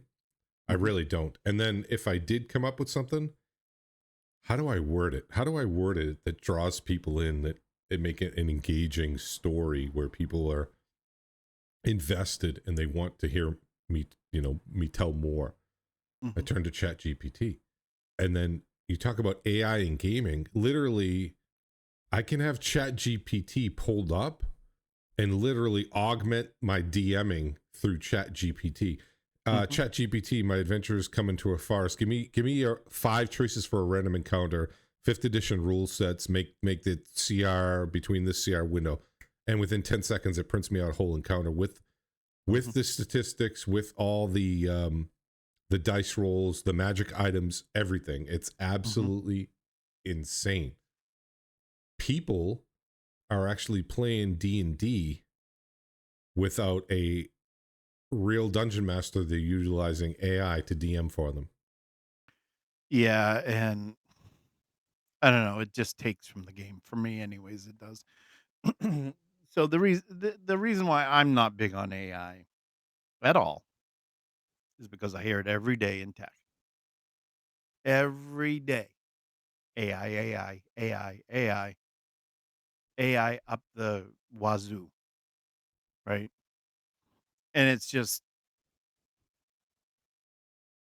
until AI is trained a lot better, I don't. I mean, don't get me wrong. I've used Chat GPT to generate content when I can't think of anything, um, or an image, The which images are bad. the images are horrible. Yeah. Absolutely. You Especially get, the free version when you're using if you're using Chat GPT Mhm, 4, it's a little bit better. But what's the other one that mhm. it begins with an M, and you said it to me the other day.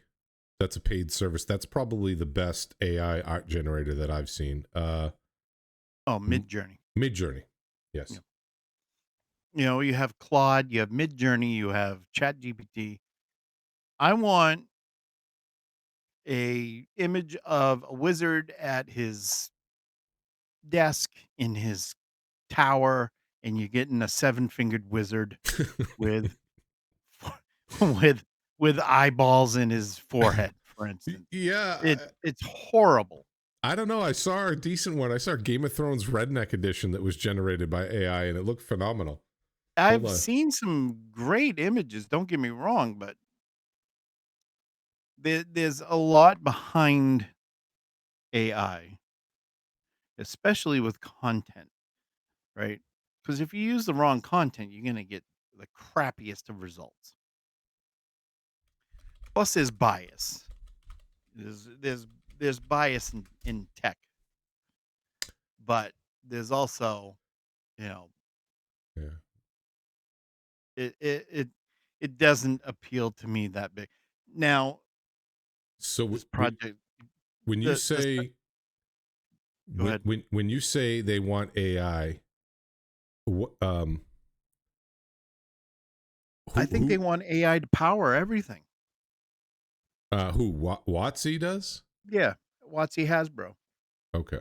I think I that that I that's what it appears to be for me anyways, is they wanna get rid of the DM. Yeah, well, I mean, a lot of these companies they want to get rid of they want to get rid of paying wages and benefits to Mhm, actual people, right? They can mhm, pump how much content you can pump out if you have robots doing everything for you. So mhm. here's the Game of Thrones redneck that's generated by AI. Look at this. That's that is a yeah. I like that. That's awesome, but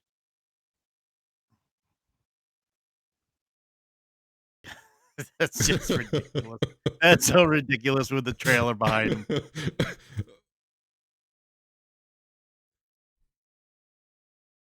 That's funny. That is funny as hell. I mean, I don't know. I while I see it while I see AI applicable in some places, it's not really applicable in others. If you get what I mean, like that's a bad Peter Dinklage. Some of these are good, some of these aren't. But anyways, that's supposed to be the mountain. Yeah, look at That looked like Cersei. She's totally AI'd out. Look at that looked like a cross between the mountain and David Harbour. Joffrey looks good though. He definitely looks redneckified. But oh god, that's awful. He does actually. Jesus. All right, you got the gist. Yeah. Um, I don't know. It's just the only thing I'll say is this: AI can produce code. When when you mention automating the workers, yeah, that's not creepy at all. Uh, I'm gonna have to call my therapist tomorrow. Um, and I've already paid enough, sessions that he's gone on plenty of family vacations on my dime. But anyway, AI produces code that's decent, but then again, because of bias, it produces some of the shittiest code I've ever seen. And Yeah, until that bias is removed, until, it's all fleshed out, I can't do AI on a grand scale. I I can saw. do, you know, a little bit of content here and there with Chat GPT. I don't have a problem with that when I got a writer's block, right? I saw something the other day where it said and I don't think this timetable is accurate, but they said something about by 2025, 80 million jobs, the AI will have replaced 80 million jobs. I think that's hugely inflated. Yeah, probably. 2025, maybe 2030, I would say. Yeah, sure, but not 2025. I Mhm, think what's scary prob though is they're feeding everything into their AI models now. mhm, Everything. everything. In, Yeah, you everything. know, I don't know what's real and what's not anymore. no, exactly. I And mean, I've been even in tech for 25 years. yeah, even like Adobe, everything, all these, Mhm, they're using the humans to basically passively train their AI all for free too, mhm. right? Yeah, like so. So, I wanted to go back for a minute and talk about the new version. I don't know what they're calling it. I've heard D&D 5.5. 5.5. I've heard 6th edition. It's probably more of 5.5 edition. Um, and I've seen a ton of people on social media. Well, I'm not gonna buy anything because of this, that, this, and this, and you need to make a la carte, a la carte, and blah blah blah. And I told you this the when the other night in our conversation. I'm a collector. I mean, behind me, if anybody's ever watched my stream, Turn off your I've got backdrop. all Turn these. off your filter. Let's see that collection.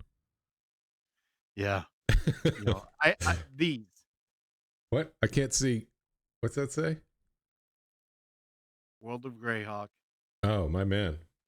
It He- is Yeah, so Mordenkainen's fantastic adventure module. my biggest gripe with everything is somebody in WotC, you being an accessibility guy, somebody needs to bump up that font. I can't see shit.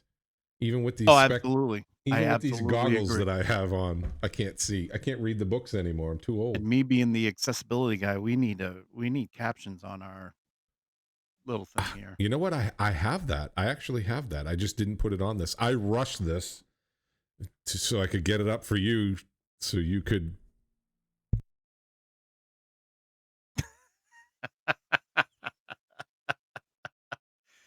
This is all the stuff he can't say on stream that he's dying to get out at some point during this conversation. That was you earlier. I'm like, oh, here we go. Here we go. Like the fog of war and the stock tickers. Yeah. But being the collector, I'm probably going to break down at some point. The thing I like the most is the art from the alternate cover hard books or the hardcover books. I don't know if you've seen them. So the Mexican orcs.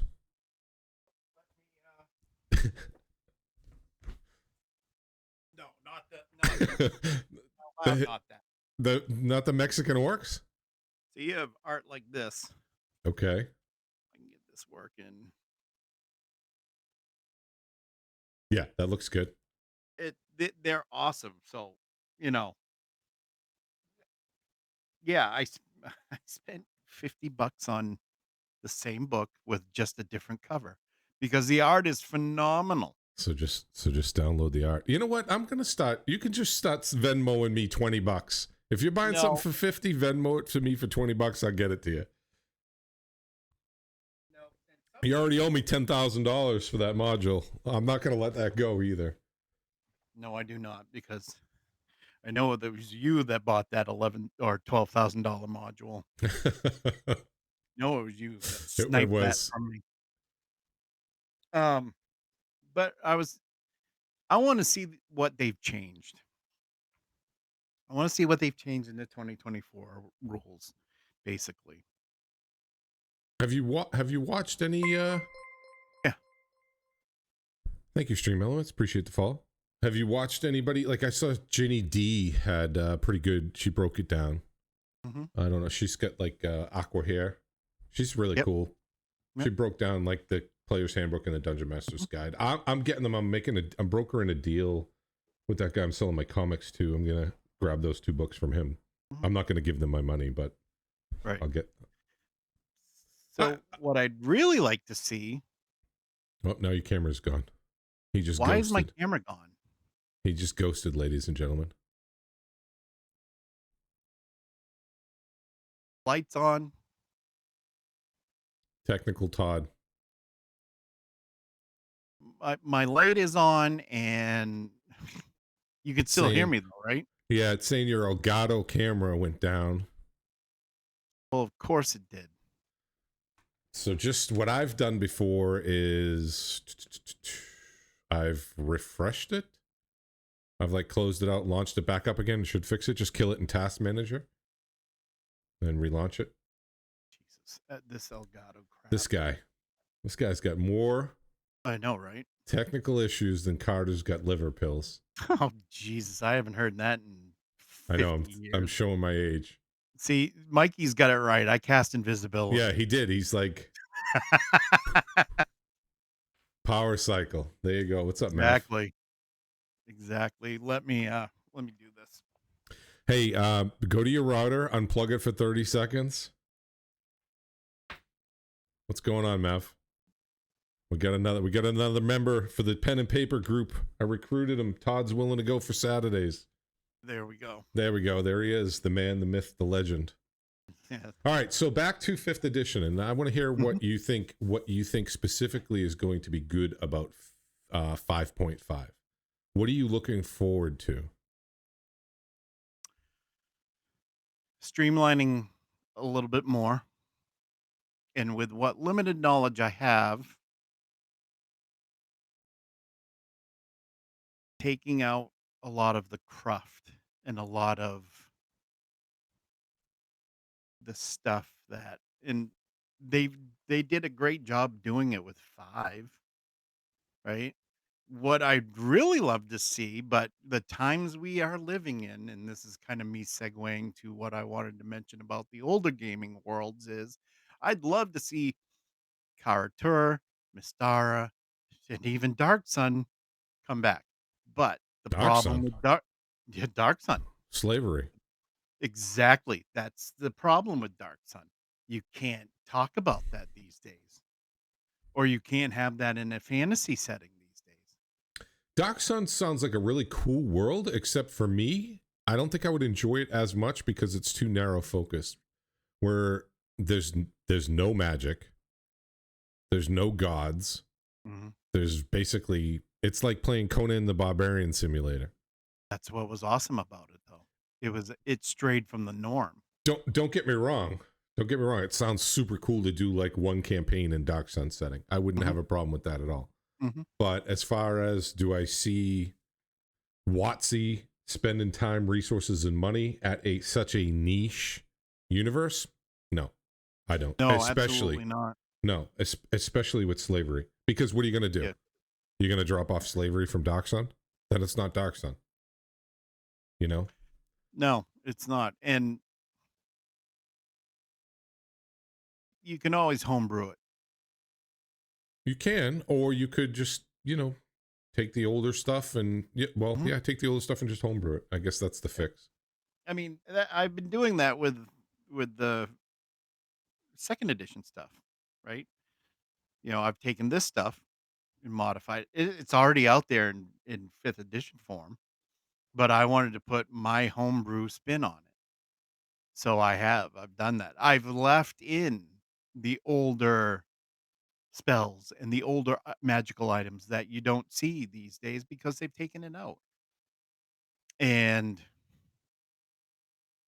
I can understand if um hold on just a second. I can understand with people these days and how people are and um hold on a minute.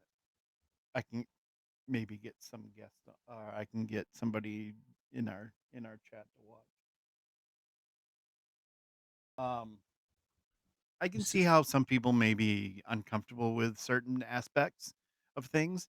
I had mentioned that there was the old girdle of femininity and masculinity.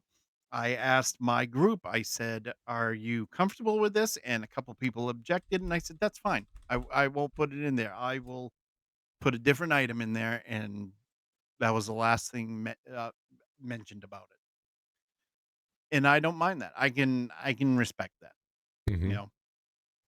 know, somebody has a boundary and I don't want to cross it, especially at a table or a virtual table. So I get that Dark Sun is very problematic in many different ways, but I think nobody's and I mean I get what you said. It's not going to be Dark Sun without that aspect to it. It's got that. It's worse than Mad Max. Beyond the first movie. Yeah, but I mean, see, here's what people listen. When you have such a robust and rich IP as Dungeons and Dragons, right? Mhm. Not every module or every universe has to conform to the, to the modern flavor, right? No. You can have your own branches. Just don't Mm. play. You don't want to play the Dark Suns? Don't play that. Play something Mhm. else. Play Yeah. play Stormreach. Play Everon. Yeah. Play Sword Coast. Play something that's a little more mainstream. Mhm. There's nothing wrong with having some fringe stuff at Mhm. all, because at the Right. end of the day, let's face it, who typically played Dungeons and Dragons? It wasn't the chicks at my school. It was old white guys. Yeah, it was old nerdy white dudes or Yeah. young nerdy white dudes, right? It's Yeah. just the way it is, and that's Yeah. your audience. Here's what happens when you try to diversify or DEI the hell out of your audience, you lose a lot of your core audience. You really do, because Well, yeah. let's face it, it's like when Harley Davidson went on their campaign of inclusivity. Hey, listen, do you know who's buying Harleys? Not the demographic that you're trying to include. That's just Right. that's not your consumer. It doesn't matter how much marketing you do towards a new consumer. You're not going to consumer flip. It's not going to happen, right? Well, You can only do so much. right. And when WotC announced that they were going to be diversifying D&D, you could tell who the old guard were by the volume of displeasure they had to announce all over the place about it. You Well, know, I think I I I just get that you want to be inclusive, and I'm all for that, and especially, like, disabled characters, right? yeah, but Disabled characters. let's face facts, right? I mean, if you're trying to do role play, if you're trying to role play, how successful in a world with monsters, dragons, how successful is a dude in a wheelchair going to be dungeoneering, right? Right? I mean, it kind of, you have to have it make sense. And if it doesn't make sense, I can see why people wouldn't want to add it. I get it. I do. But the whole part of role playing is, do you want to play yourself? I don't want to play myself. Are I you want to play saying there some. should be are you saying there should be more accessible dungeons? Hey, I'm not making fun. Look, let me preface this by saying I am not making fun of anybody with a deficit or a handicap at all. But Mhm. can you imagine? Hey, I'm going into this dungeon. Where is the handy access ramp for this dungeon? I need to go kill this kobold den, and I can't roll my Eberron. It just look. I You get have it. magic. But yeah, right. You have magic. I'll just magic some new legs, right? You know, Fucking, no, I got levitate, I, I got magic I legs, get Lieutenant Dan. it. I hear what you're saying, though. I get it, but, The first the thing per I'm gonna do in a world with magic is fix whatever's broken on me. That's the first thing I'm fucking doing. right? But you Magical have Botox. well, you have people that, let's say, are somebody's, in a wheelchair, and they wanna play a character in a wheelchair because that they But want why? Why to do you have to? they want to identify with their character. You get that a Uh, lot. I mean, I You guess, I said that guess, earlier. I guess. But if look, I don't want to play me. If I I want to don't play wanna me, play me either. yeah, it's like God, I'm what? horrible. I'm a horrible I'm a horrible person. I'll agree with that statement. Varnays and Fieros and hot So tubs I and put in a couple links. One was Ginny D's, and one was actually the Chris Mhm, Perkins dude talking about it with. mhm, But so I just, and then another link I had where I saw the dude was talking about the one thing that I did see is how they're modernizing. And me personally, I don't know if that needs to be in a rule book. Is they talk about safe space and inclusivity and adding pronouns and all this stuff Was it in the Dungeons and Dragons DM's guide. I guess you could, in today's day and age, I guess you could touch on that, but at the same time too, right? Do you really want to bring your virtual signaling and your triggers into your role play? Look, the whole reason I want to role play, I want to leave the world Mhm, and its problems behind. I don't need to mhm, bring the politics and the mhm, nonsense mhm, into my role play. What and I about agree. What about escapism? The whole Mhm, reason why we're playing a fantasy role playing game is so you can draw. You want to do a, okay, then go do a political mhm, Antifa campaign. Then go do that, right? Like, mhm. I'm here to forget about my world problems, not be just constantly reminded and thrown in my face of how fragmented we all are. And You we know, don't have to look at those. We don't have to we can we like, l l I'll compare that with the satanic panic of the '80s and my '90s. that was a real thing. My parents Yeah, confiscated all my Dungeons and Dragons books, all my music, my cassette tapes, mhm, yeah, tore down my posters off yeah. my wall. Some parents, because of their shitty parenting or non-parenting, maybe their kids, decided to unalive themselves, okay,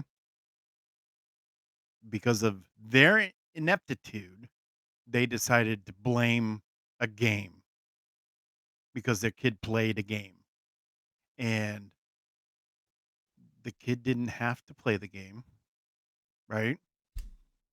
Or, and the same thing can be said about, all that music and Tipper Gore back in the Oh day my and blah, God, blah, Tipper blah. and Al Gore. Yeah. Yep. Um, so we don't have to watch those streams. We don't have to read the sections in the book. We don't have to we can choose to just, you know, like the I hate to say it, but like I guess I don't hate to say it much because I'm talking about it, but, when you drive by the scene of an accident and you're a looky-loo and you turn your head and go, "Oh, what oh, wow." We don't have to look. Nobody has to look. Nobody has to say, "Well, oh my god, they have a couple, a same-sex couple. There's 2 women that own a tavern and they're married." You so what? That's a broken shoelace.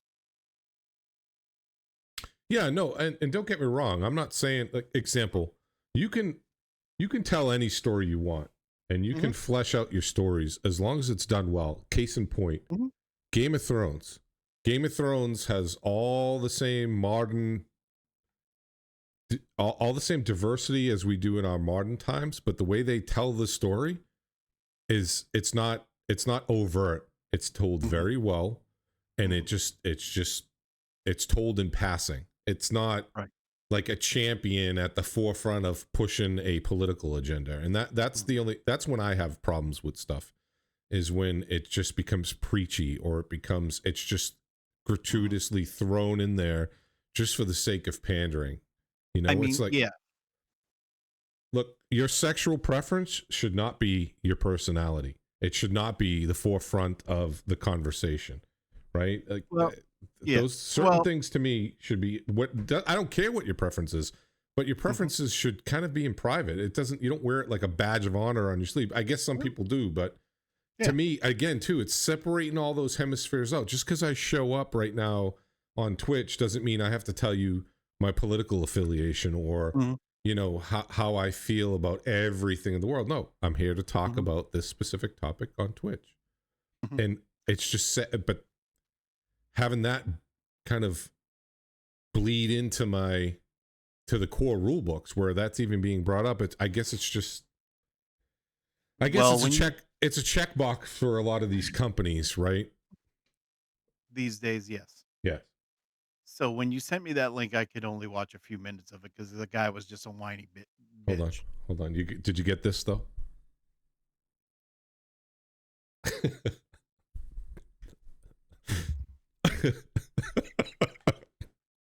Hold on, hold on.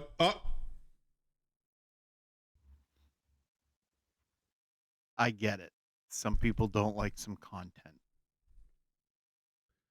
Here's The way I look at it is this. I could be DMing a table with 6 very different people from 6 very different, you know, walks of life. My main goal is to have them have the best game possible, no matter how they identify, no matter what they want, how in they want to be as far as role playing goes. whether they want to just talk normally or whether they're wearing a costume and identifying as they want to identify. If they're a toaster, they're a toaster. If they're, whatever, as long as they're having fun and enjoying the campaign or the adventure, that's all that matters to me. Here's how I come at it. You can be any flavor you want. You want to be Mhm, vanilla, you want to be strawberry, mhm. chocolate, coffee, tutti frutti, right? It can be whatever flavor you want. Just don't be exhausting. I just don't need you to be exhausting. Don't make it a chore Mhm, for me mhm. to dance and tiptoe around all your needs. Don't be so needy. I don't need you to be needy. I need us just to show up, have a good time, and forget about. Hey, Cozy, what's going on? My name is Tutti Frutti. And forget about all those other problems. But at the same time, too, I do like Ginny D brought up some things, and she did say that they added in the dungeon, the new DM's guide, they added kind of guidelines or helping structures with session zeros. Mhm, And these are a lot of, so I take a lot of things for granted too, because a lot of people probably don't have, I don't want to say leadership skills, right? But leadership mhm, skills or real life experience with a lot of these topics. So they probably do kind of need a book maybe to help mhm. guide, support, and direct them through a lot of these avenues of discussions, right? Because, like you said, if you're playing, especially online, right, you can have groups from all walks of life, and you have no idea who's on the other side of that computer screen. So maybe this is a good thing that they're forward thinking and adding some of these topics into their books to help some people, some young people that probably have just been students their whole, they're young and been students. They haven't gone out into the real world where, yeah, it's one thing to be idealistic. It's another thing to actually boots on the ground and dealing with these ideals IRL, right? How they play out. And a lot of times they don't play out in the real world the same way they do in a academia setting, right? Mhm, mhm. So maybe that is a good thing. Maybe we're a couple of old dudes up in the balcony of the Muppet Show. Yeah, we are. I put a link in the chat where it's a safety consent checklist. I get that some people don't, you know, um, how do I put it?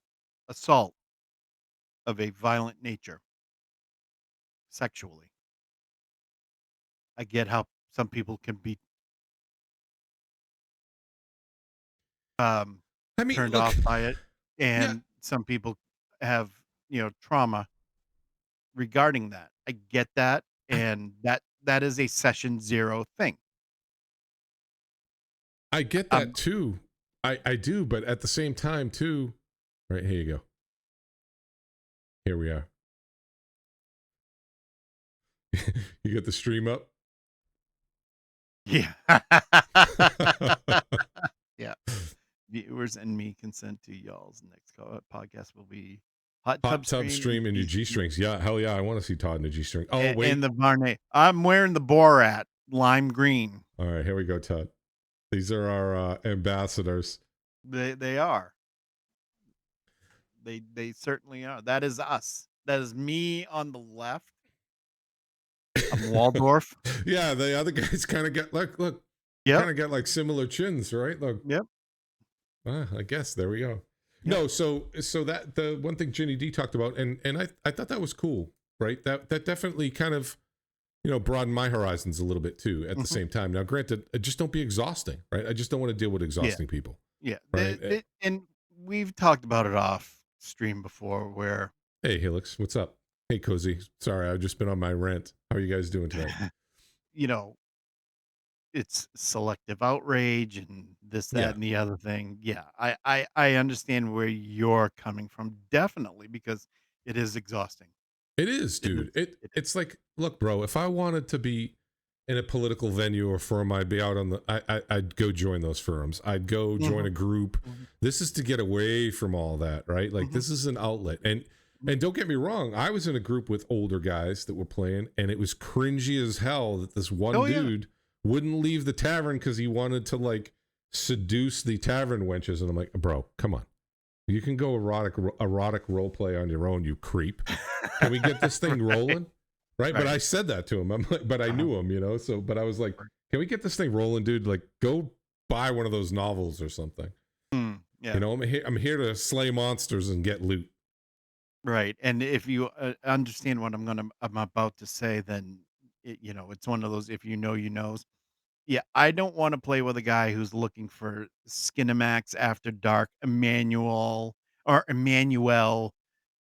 D&D. If you get that reference, then yeah, you're an OG. But How do, how do you like my landing page, by the way, on the stream? The landing page. I thought it came out pretty good. it did. And you Thanks. say you're not creative, but you are. No, I'm really not though. I can't come up with this shit Yeah, on my you own. are. What I do is I look at other I look at other people's stuff. I'm like, oh, okay, that looks pretty good. I'll do We something gotta similar. we got a hashtag hug your pillow, hashtag date your blow up doll in I'm your buying one own. of those robots. Are you kidding me? I won't tell you. I won't tell you this story on stream about my TSA encounter. But getting back to 5.5, Yes. I Sorry, we got definitely derailed. we did get derailed. My fault. I well, with your selective outrage. um I want to I have to read up more, and I have the free when they handed out the free um what is it, the basic guidelines or whatever, the free rules anyways. Yeah. I still have to read that. But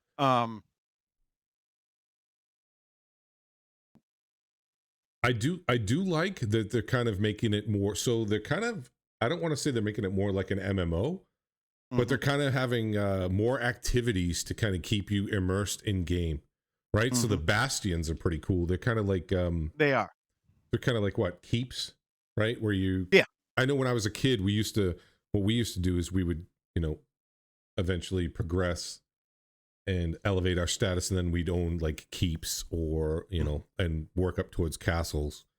But mhm, I think that's cool because maybe not now as an older person, but as a kid that was huge because me and my friends mhm, we used to design our castles on graph paper, and yep, we used to staff it. We'd flesh it out. We'd set up like, oh, what are you gonna do? Well, I'm a keep on a borderland defending against this territory that keeps and we crafted backstories. Hey, this territory keeps getting getting raided by hill people, and they tried to take advantage of our villagers, and we got pretty in depth with it. I think that's just right, another layer that what I like about it is you can make it as rich and as detailed mhm, and give other because not everybody wants to do the same things. Like I know Maverick brought up some points about what he likes more about like Pathfinder 2.0 is kind of the roles and stuff. Where me, I kind of like dropping off those layers of tedium, but other people really like that, and that's what mhm. I like about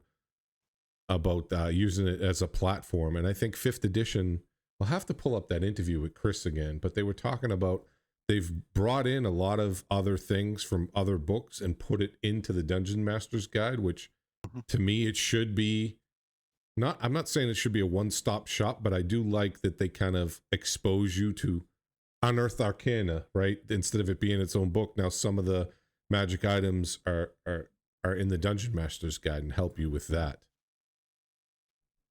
Yeah, and I'd like to so here's what I've been saying for years is this. You have if you look at a map of Toril, which is the Forgotten Realms world, there is a lot of it Mm-hmm. that has not been put in the game. An absolute shit ton of it, as a matter of fact. Um, and that's where Karatur, Dark Sun, those are where those places are in Forgotten Realms. just off way to the east or off way to the south of the west, right? So I would I've always wanted to see in future editions those lands, those areas that nobody has probably ever played in before unless it's been a homebrew campaign that you made up. I'd love to see those come to life. But I don't with Dark Sun, we never will. Mystara, we could. That that was tame. Um, Tour had its problems, and I'll show you why.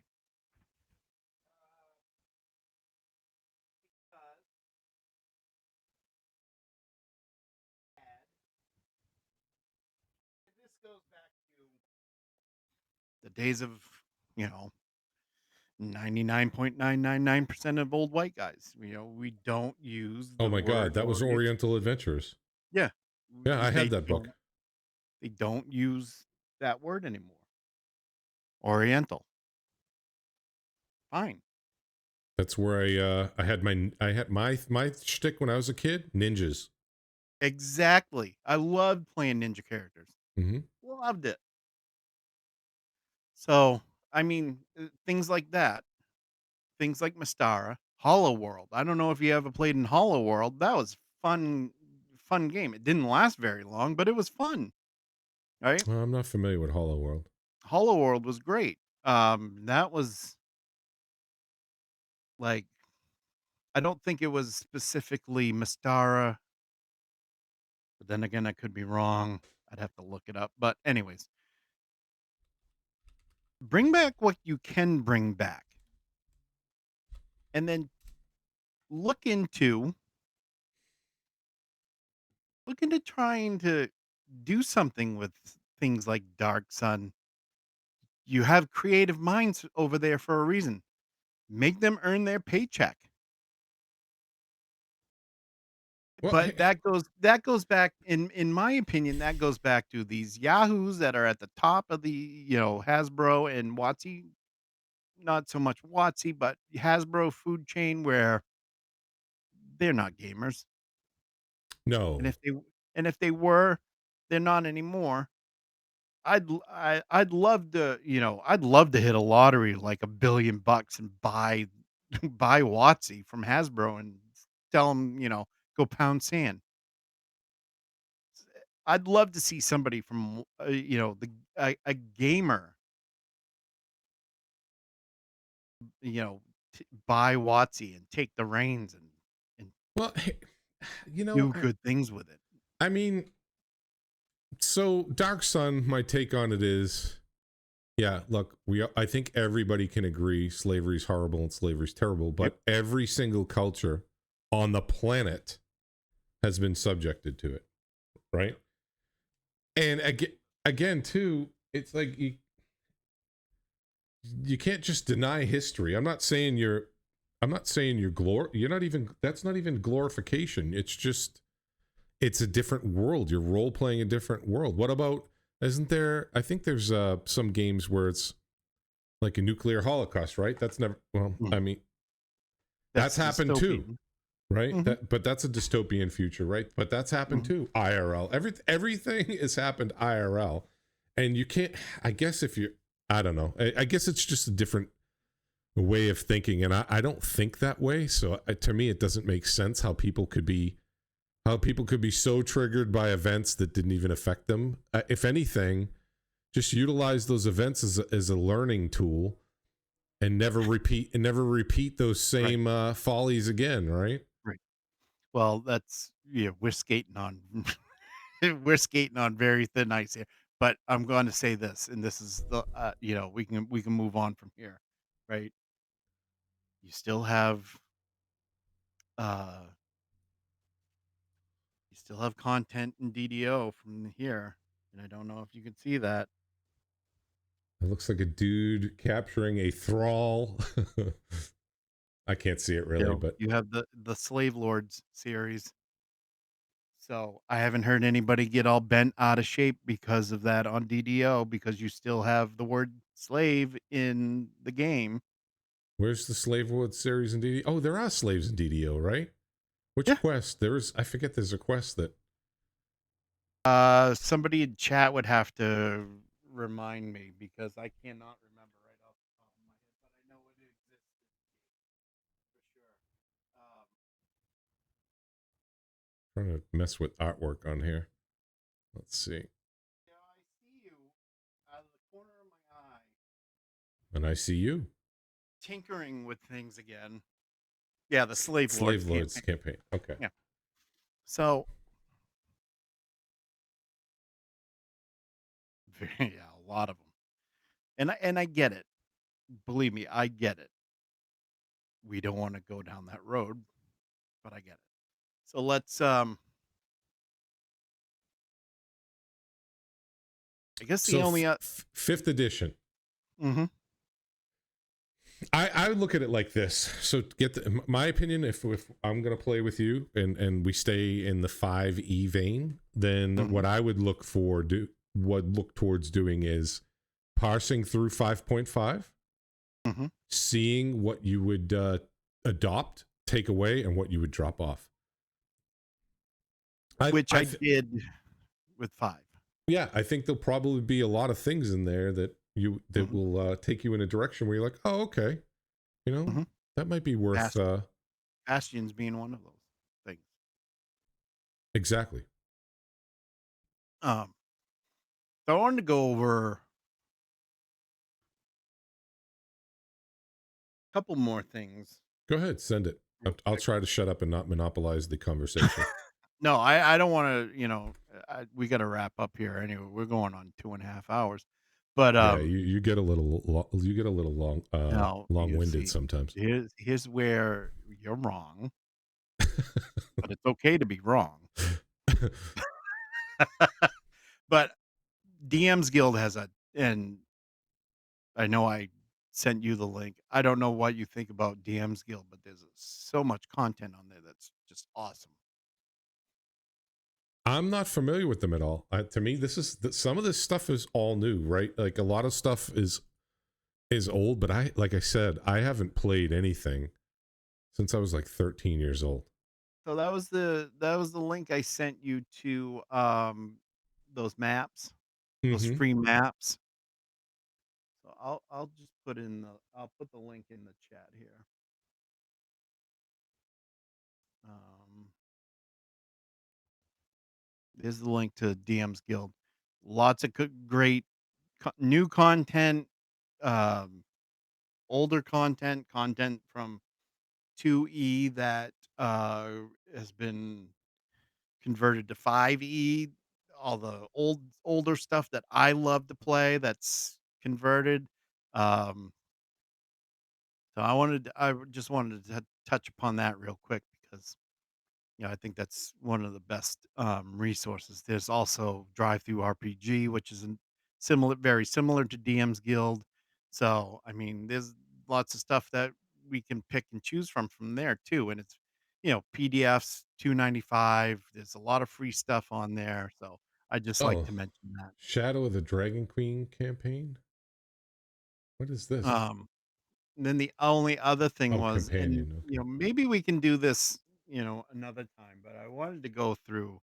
Um, I at some point maybe do some, maybe make this a little more interactive for the people in the chat. Like if you want to hear some stuff about lore from different gaming worlds.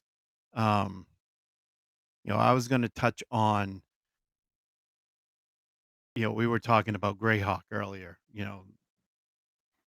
D&D 5.5 going from Forgotten Realms to Greyhawk. Greyhawk is where Vecna originated. Um, a lot of great content came from Greyhawk and Blackmore. I don't want to short, Dave Arneson's work with Blackmore. And then eventually Blackmore was put into Greyhawk. Mm-hmm. Uh,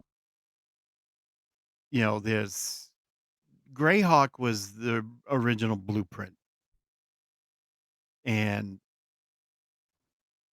You have your different ages, you have your different, you know, characters that, you had like Vecna and, let's see, who else was there? I'm trying to Vecna. I find. thought Vecna was from Stranger Things. No. Jesus. Noob. Um, trying to find. I'm on the Greyhawk, Great Library of Greyhawk wiki, and let's go look in the deities section here. Oh, Groomsh is from Greyhawk originally. A lot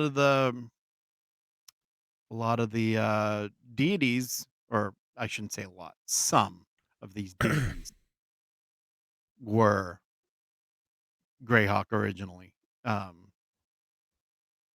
so a lot of great lore coming over from Greyhawk to what we have now, kind of incorporated into Forgotten Realms a little bit, but Mm-hmm. Forgotten Realms has a very, you know, wide selection, as does Greyhawk and most other campaign settings of deities. Um, Dead gods, like we were talking about earlier. Like I mentioned, I wanted to know if Myth Drannor had the cult of Moander, and I got somebody's bloomers in a bunch. He's a dead god. Well, again, reiterate that you can still have a cult and you can have a dead god. Um, but if and just to end what I'm trying to spit out here is I think we make this a little more interactive for chat and they say, okay, or we even, make a poll or whatever. And we say, okay, if you wanted to hear a piece of lore, because I love going and digging into lore and I, you know, love to do maybe 20 minutes of lore, when we do this um, stream, right? There goes my camera again. Oh, Because of he's course down. He's down. I cast invisibility, We gotta get. mass invisibility. Yep. So my camera only likes to go for an hour at a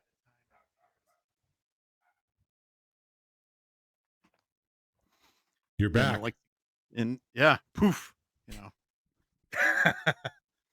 But yeah, I think this was our first and last episode. You have too many technical issues. oh, I'm Jesus. done. I It, can't deal.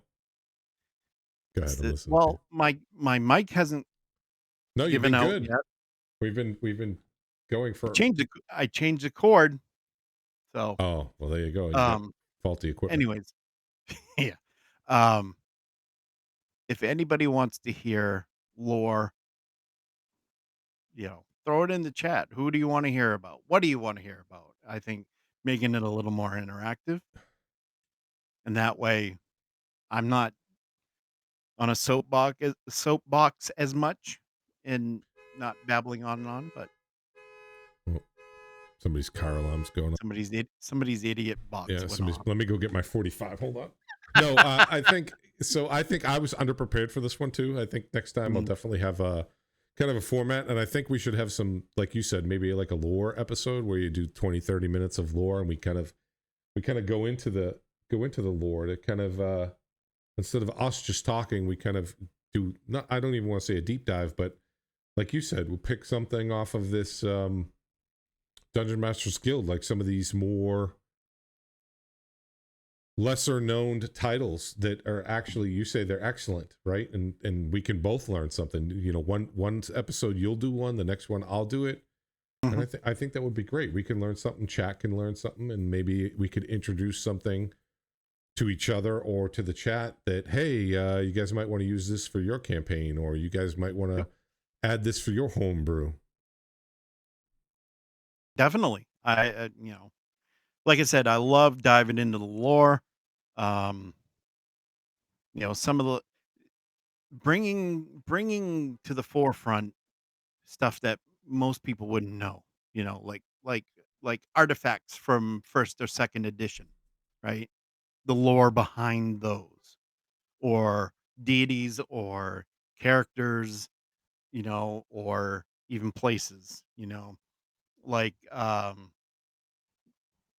the chapter we just finished, was based off of the forgotten temple of Tharizdun, which Tharizdun is a deity in Greyhawk, the known as the chained god, right? Um, Stuff like that, that, you know, you can take and you can use in your campaign or your adventure as some sort of hook, you know, get to the boss level. Tharizdun is one of those, or Tharizdun is one of those dead gods, right? But there's still a cult. There's still, people that are trying to bring the dead god back, as does a cult when you have a dead god in the Dungeons and Dragons world. Did you just So say Thulsa Doom? Tharizdun, Oh, and okay. I'll Do you know who throw that. Thulsa Doom was? That sounds familiar. That was the cult in Conan the Barbarian. What was the name of it again? Thulsa Doom. Elsa Doom. Oh no, he was That the guy. He was the cult leader. So he He was was the leader. Yeah. yeah, he was James Earl Jones. Yeah, I'd totally forgotten about that. They Yeah. did have, 1 or 2 modules, old modules, 2nd edition, for Conan and Red Sonja. I don't know if you knew that. And they were pretty good modules, but I actually had a guy I know actually had them, and we played them, and they were really good modules to play. Hmm. Okay. Um, you can find them on eBay, but they're probably I actually found one of the Conan modules at a local game store for like $60. I wasn't gonna buy it, but I thumbed through it and tried to get the Six, guy to throw it in a package deal for me, but he wouldn't. yeah, $60 a little pricey for something that's So I like did a jump over the counter, and he's on a he's on a he's on Unsolved Mysteries. No, I'm just kidding. yeah, that $11,000 module. Oh, geez, I'm glad you found that copy of the PDF. There are some of those modules that are going for those kinds of prices. That one is Is the the module even biggest. that good? It's it is actually. Okay. It's not bad. There are worse modules. Here's my I will question say. for you. What Okay. do you think's better? New modules and new stories, or old modules and old stories? Old modules, old stories. And why?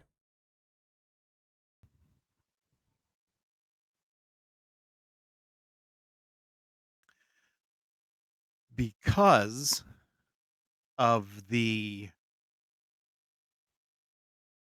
it's probably more nostalgia with me than anything, but also at the same time, the originality and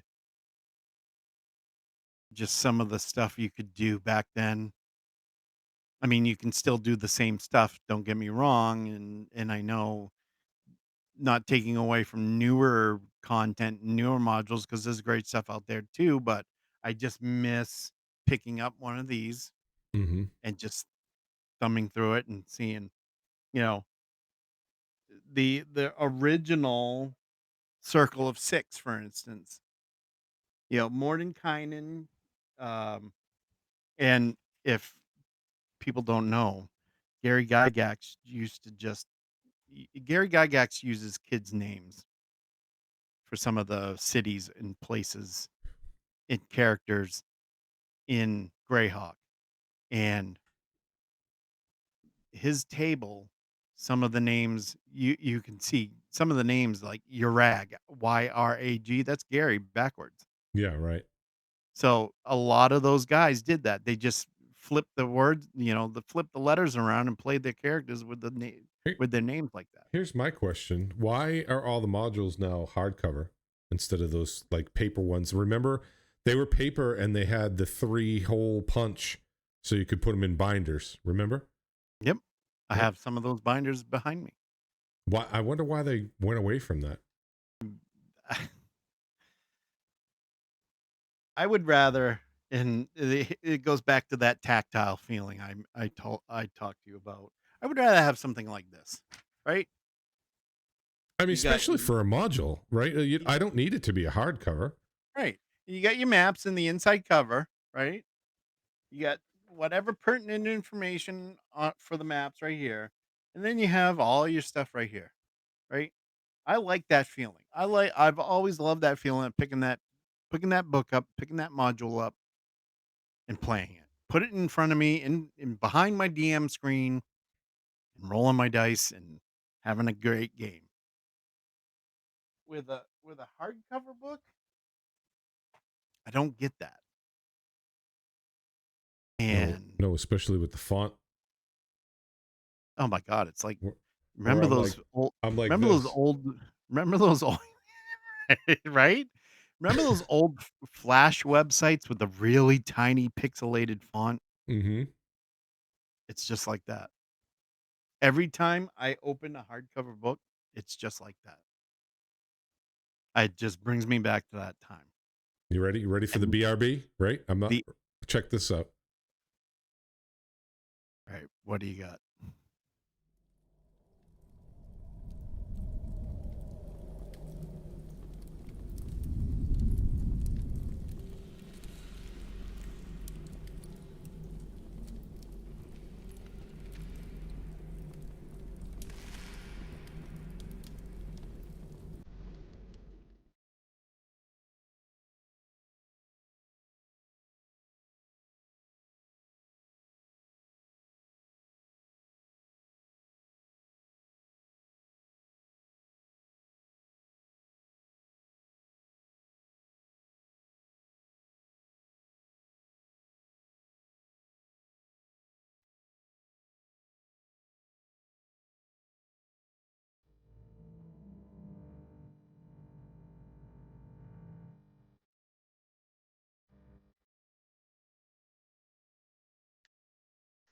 You know what?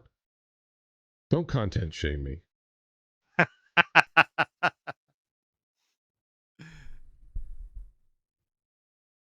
I don't know, but I if you need to go, let me know. Uh, but yeah, that's all I had, from my end, anyways. Look, I As just we need go you on. ready for November 2nd. All right. That's you got some. You bought yourself some more time there, slippery Jack. Well, yeah, I'm just clearing house and everything when that mic broke. Oh man, that was a horrible up and down day. I That didn't was one believe of the you. I'll be honest. I'm like, mm-hmm. And you're like, oh, look, oh my other microphone doesn't work. Mm-hmm. Yep. Mm-hmm. it didn't. I It know. didn't. As soon as you know when I believed you, I actually believed you when I saw you wobbling it. Then I believed you. I'm like, okay, maybe he is telling the truth.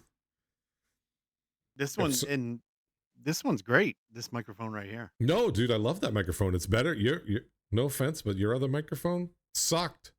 It did. Yeah, that I one you have no I white agree. noise at all. You have no white noise at all, and that arm was the best thing you ever did. $40 mic with the arm. Yeah, no, you can't beat it, dude. I saw those. So there was, I think they sell a package deal like that at. Oh God, it's not CompUSA. It's the newest chain. I know I'm dating myself with CompUSA. What's the name? Computer Warehouse? No, what's the? It's in Cambridge. Fry's Electronics. No, no. Let me see. Computer Warehouse. Best Buy. Hmm. Let me see. Circuit City. No, You Micro know, the Center. one Micro Center. Micro Center. Yeah. So, have you ever been to one of those? Yes. Yeah, they're kind of like what CompUSA and Circuit I used to Cities work used at to be. Prize Electronics in Fountain Valley, California. So, yeah, so I think definitely we'll change the. We'll change. I mean, we gotta change the venue up a little bit and be more prepared. I'll buy you. I'm gonna buy you that Elgato prompter for Black Friday. I don't need a prompter. I got my Oh, notes right in front of me. oh, you need a prompter, baby. No, I Now you're don't. gonna help me set up this fucking proxy before I have a. I need a Oh, Xanax and a. no. You already owe me Oh, for hold on, for the lesson in Markdown. hold on. My rate is $250 an hour. Dungeon Draft, Wonder Draft, $11,000 module. That's shareware. That is, you can't do that. That's shareware for you. I mean, apparently it is. If you fail to set up your own security protocols and infrastructure, hold on.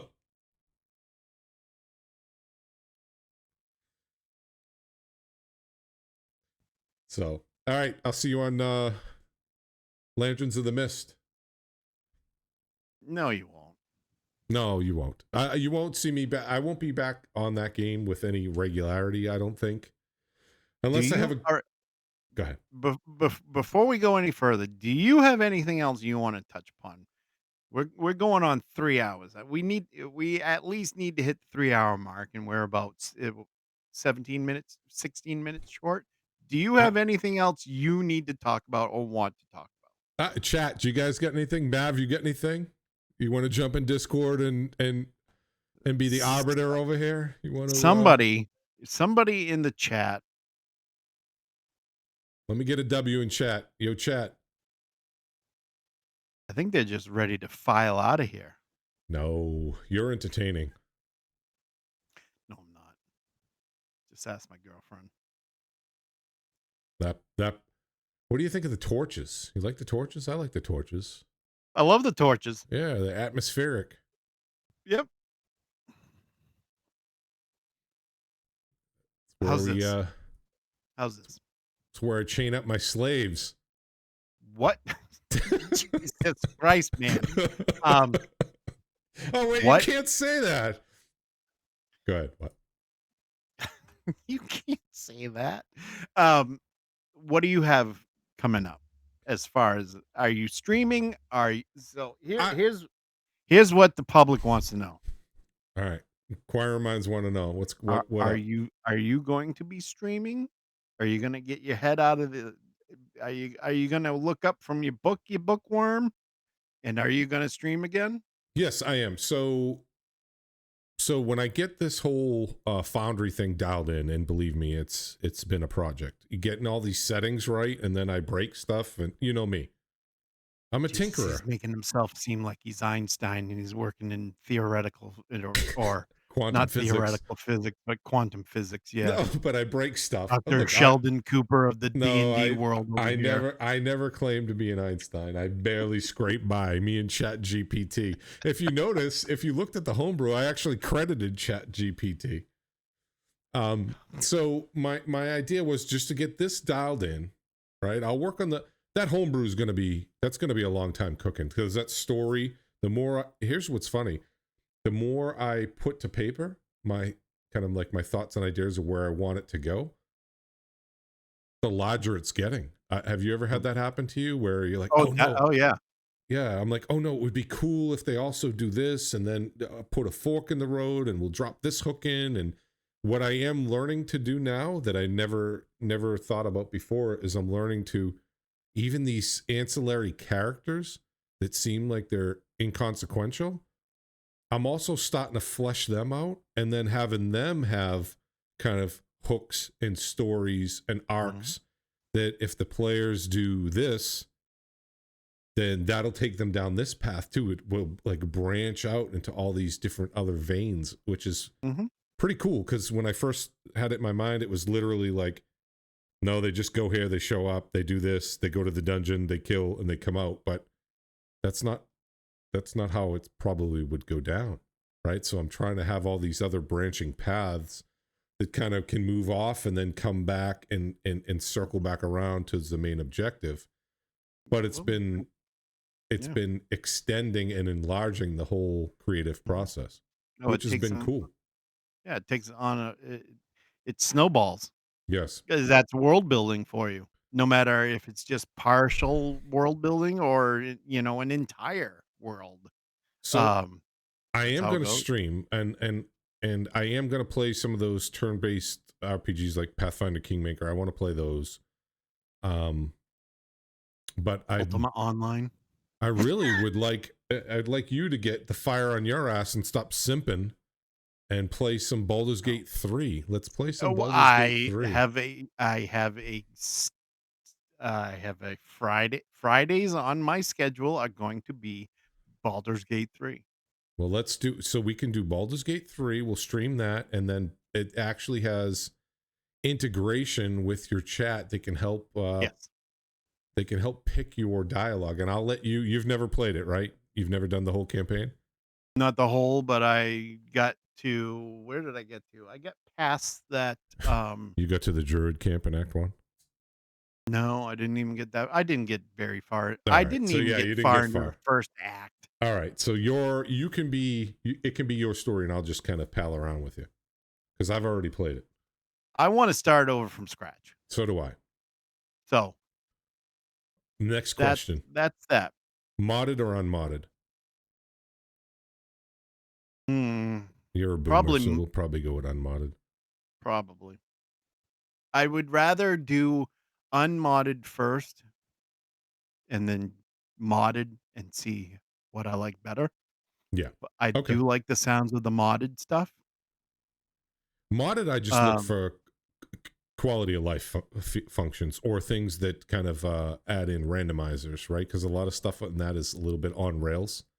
mhm, Like you're going to encounter this mob at this location, and there's some randomizers that kind of shuffle that around a little bit. But right. I think I do unmodded first. yeah. I do have an overlay for BG3, but it only gives, like, character info. I don't know if you've seen that one. It's the one that's been around the longest, I guess. Overlay for Um, Baldur's Gate 3. You mean for Twitch? yes. So you can go on and you can click the overlay. It'll pop out and it'll say, "Oh," it'll show the characters and their stats. Oh, really? Yeah. Oh, you have to send. I'll let me let me climb into my Yeah, send me that link because that would be cool. That's a little more interactive. Let me see. and, Do I have to let update my Baldur's Gate 3? So we should definitely do a Baldur's Gate 3 co-op and stream it. yeah, I think that would be fun absolutely. because I'm Uh, probably not going to be playing too much DDO anymore, especially with the issues. I really don't like my artificer and the other guy who I do play with, Moose. He's kind of so infrequent that, and I won't play by myself. I won't do it. I've got a proposal for you, but we'll talk about that offline. It's Okay. called the Baldur's Gate 3 Companion, and it's created by Larian. Baldur's Gate 3 companion. Yep, and it's an extension for Twitch. You Oh, can it's an see extension for Twitch. yeah, yep. It says for the details, it says this extension works by numbering each dialogue option, which corresponds to the viewer choices. At every dialogue decision, the streamer can activate viewer voting. This feedback is seamlessly integrated into the game, where both streamer and viewer will see each percentage vote next to each dialogue option. What's more, viewers will be able to interact with the Twitch overlay to access the player's character sheet and follow along with the streamer's progress by using the journal. Okay. I like So it. it's pretty cool. And it looks pretty cool too. So Um, that'll be on the horizon, and then eventually, once Roll with Disadvantage gets off the ground, we'll be streaming the Dungeons and Dragons sessions. I like you. I just haven't been playing anything, Helix. I'll definitely play something. I gotta play some Darktide too. I saw there was a 8 gig patch just yesterday. I kn- I know you're not too keen, and I'm not either on DDO and how it's performing lately. But I've got a little proposal for you that we can talk about at another time. I Because I wouldn't got mind a you know. static group one day a week. I know I talked to Nacho Wench about it, and I need to Mhm. remind her that she brought that up to me. So maybe we could get a little I for mean, like if even if it's for 2-3 hours. yeah, exactly. If we got like a little 3-man group and we zerged everything and cruised through stuff, Nacho's a good Yep. quester. I Yep. liked running with her. Yep. She knows like where Um. everything is. So, all right, you're going to be streaming eventually at some point. Even though today Is it what? took me like an hour to get my stuff. I Well, didn't even know. You know what was funny? Remember how I'm like, how do I go live? You know what it was with Stream Together? You know, the go live button. that's exactly what it was. I haven't streamed in so long that I forgot to hit the go live button. It wasn't streamed together at all. It was literally I just had to hit go live. Right. Um. So that's what you have planned coming up. And okay, I am. I was going to stream Tuesday yesterday. I never got around to it. I'm breaking up my streams into DDO, Baldur's Gate 3, and I do programming streams. I'm going to do more programming streams. So um, you know, typically flip-flopping. So Wednesdays, Fridays are the RPG stuff. The rest of the week is the programming stuff. So just to put that out there. I don't mind people coming in and saying hi and chatting and whatever. I've had a good mix of people when I've done that. So from the different communities coming in. So yeah, I'll be streaming. I usually stream at what 11, 12, 1, 2 o'clock Eastern on until like 4, 6 o'clock. So that's all I've been doing. And the simping, as you so kindly Simp, call it. yeah. Sunday simping. You gave me my card, I had to run with it.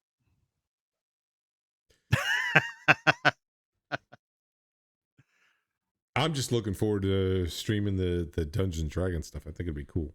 Yeah. I think that'll Yeah. be really cool. And when Yep. once we launch that other channel, always ad free. Which I need Yeah. to. Isn't there a way? Maverick was saying there's a way to turn off ads even for this. I know I forgot to today, but I guess you just go into You your. can turn off the pre-roll ads, I believe. That's one of the things. And when Twitch decided to change how they do the ads, it's gotten worse. It's not YouTube worse, but oh my god, it's getting close. Yeah. So. So All right. So next time we do this, we'll have definitely a lore section and make it a 2 little weeks. bit more informative. You go to the ad manager and hit the button. Thanks, Mev. Yeah. Yeah, I Kind of need to like do when that you go next time. live and hit the go live button. Right. I think I hit it on my stream deck, but it didn't work. So I got to figure out. Yeah. A good craftsperson does not blame their tools. Not So blame their equipment. right, exactly. Felix says they haven't seen an ad at all. Oh, And well, that's good. I'm not buying Twitch Turbo just to do. You No, know, Twitch does giving everything. $16 a month. Twitch does everything it can to take to take revenue out of the hands of the small streamer. Everything it can, right? Because why is somebody going to subscribe to Warhammer Actual for $6 a month when I can get Twitch Turbo for what? What can you get Twitch Turbo for? 16 a month. And then you have no ads across all the content creators that you watch, right? Mm-hmm. So, and then the price too. Yeah. You know, gifted subs. I've already, you're going to see a significant drop. The only people that are going to get the gifted subs are you better put your inflatable pool out there. I have got to find a good crop top, a good inflatable an inflatable pool with an inflatable palm tree. I gotta get the Diddy sized pallet of baby oil and just go nuts.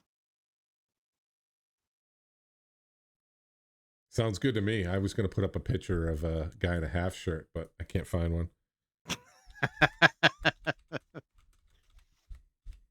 And I got to get a better webcam, apparently. Why was wrong with your webcam? My webcam says, we're sticking to an hour, and that's it. And then it goes off. I think you must have got hit with an EMP. It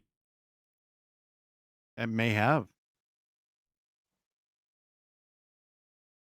Either that or I can just buy another cable and change the cable. I've been changing cables more than the cable guy for Spectrum. You have an Elgato camera. I saw your little prompt, so Yeah. You probably have a pretty good camera.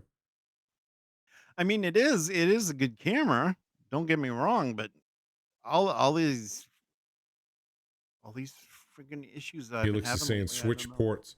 Helix, he burnt out three micro. He's the only guy I know. He dropped a microphone from his where you see it there onto his desk, and apparently that fried a microphone. Literally fell 2 feet. It didn't fry it. Here's what happened. I have a standing desk, right? Uh-huh. When I raised the desk, it pulled the cord on the mic because the cord was too short. The mic fell over because I had it on a tripod. The mic fell over. It bent the little inside the mini USB port. It bent that little connector. And when you saw me doing it was flopping all over the place. It stopped working. So, all right, I'm gonna sending you some Google appointments. November 2nd. November 2nd. November 2nd. Starting our campaign. Session 1, Mav. Let's go. Get your Dwarven Fighter ready. Keys from the Golden Vault. You're front and center. And I think I am no longer going to be a paladin. I'm going to make a cleric, considering we don't have one. So there's that. Paladins don't heal anymore like they used to? I mean, they have lay on hands, but they're not. Well, can they use scrolls? I guess I got to research that. Yeah, I need the player's handbook. You ought to. I think the player's handbook is only $30 off of WotC. I'd probably order that. I need to stop. Look it up. Why don't you just go into D&D Beyond? I need to stop spending money. You know how much money I spent on this stuff recently? What you need to do is go into D&D Beyond and use the player's handbook that you have access to. I will. I'm going to. Definitely. I'm going to look up paladins and I'm going to look up clerics, because if I can heal off of scrolls. Right there alone, all that information, all those assets that you are privy to because of my account being the master tier account. You'll never catch up to I owe you nothing. You'll never catch up to $11,000. I owe you zero. You should sponsor me. Listen, that's a fair point. I will say no that. soup for you. Yeah, but it was funny because the other day when I was poking at you, teasing you, I'm like, oh, I better be careful. He's gonna cut me off. I will cut that access in a heart. Blocked and reported. He will kick me out of the campaign, and then I'll be screwed. Blocked and reported. I did set up. So Mav, you'll be happy to hear this. So Foundry, First off, I imported all your characters, and Todd, you need to, whether you're DMing or not, you need to create a character. Foundry. You need to create a character for when you do play. But I also imported, so I imported, he just ghosted. Your camera just went out again. You did that on purpose. No, I actually didn't. I didn't touch the thing. So I also imported Pathfinder 2E rule set so we can create a Pathfinder campaign too. But that's once I get acclimated to figure out how the hell to work Foundry, because it's pretty involved. Well, send me some, Helix. You better just, all I ask is just leave a little space on your property so I can put up a boxable home. I know Todd's a big fan of Elon Musk, but I'm buying his a boxable home, and I'm you can't spell felon without Elon. I'm moving to Australia. Hold on, where's my I worked for a company in Sydney remotely, and they paid very well. There you go. I'm gone now too. I ghosted. Of course you did. All right, so I need to watch this VOD on. So I watched a VOD on DDO with the servers, and let's just say we have a. I think we have a different take on it, but I wish I could have got on there today and seen how it performed, so I could have some more vitriol. All you have to do is go on Voodoo stream. Oh, for vitriol, good. No, well, no. Oh, okay. As a matter of fact, I think that was the channel that guy was on that said, "Oh, he's a dead god." Oh, but God. Anyways, there's always one of those.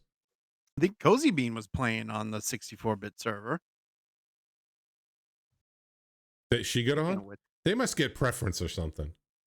Well, she has to get preference. They both do DDO stream. I sent an email out wanting to do DDO stream, but I never heard from them. So they should be. I mean, there should be some. I'm not a cool kid.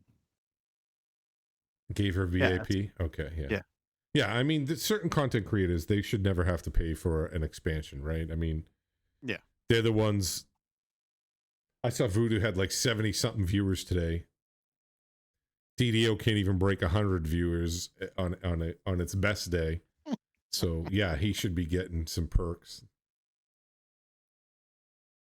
You have to be able to suck exhaust first. I don't even want to know what that is. What is that? I know what that is. I know what that is, and I agree. A little tossing of the salad. All right, we've devolved. Let's see. There's more unfiltered for you. There's Todd Billy, as I used to refer to him before. I'm like, Todd Billy. Oh, you have not been the only one that does that. I've been on at least a couple more streams where I've been like, okay, I'm gonna go raid this person. Okay, all right. We are going to. Hey, Todd Billy.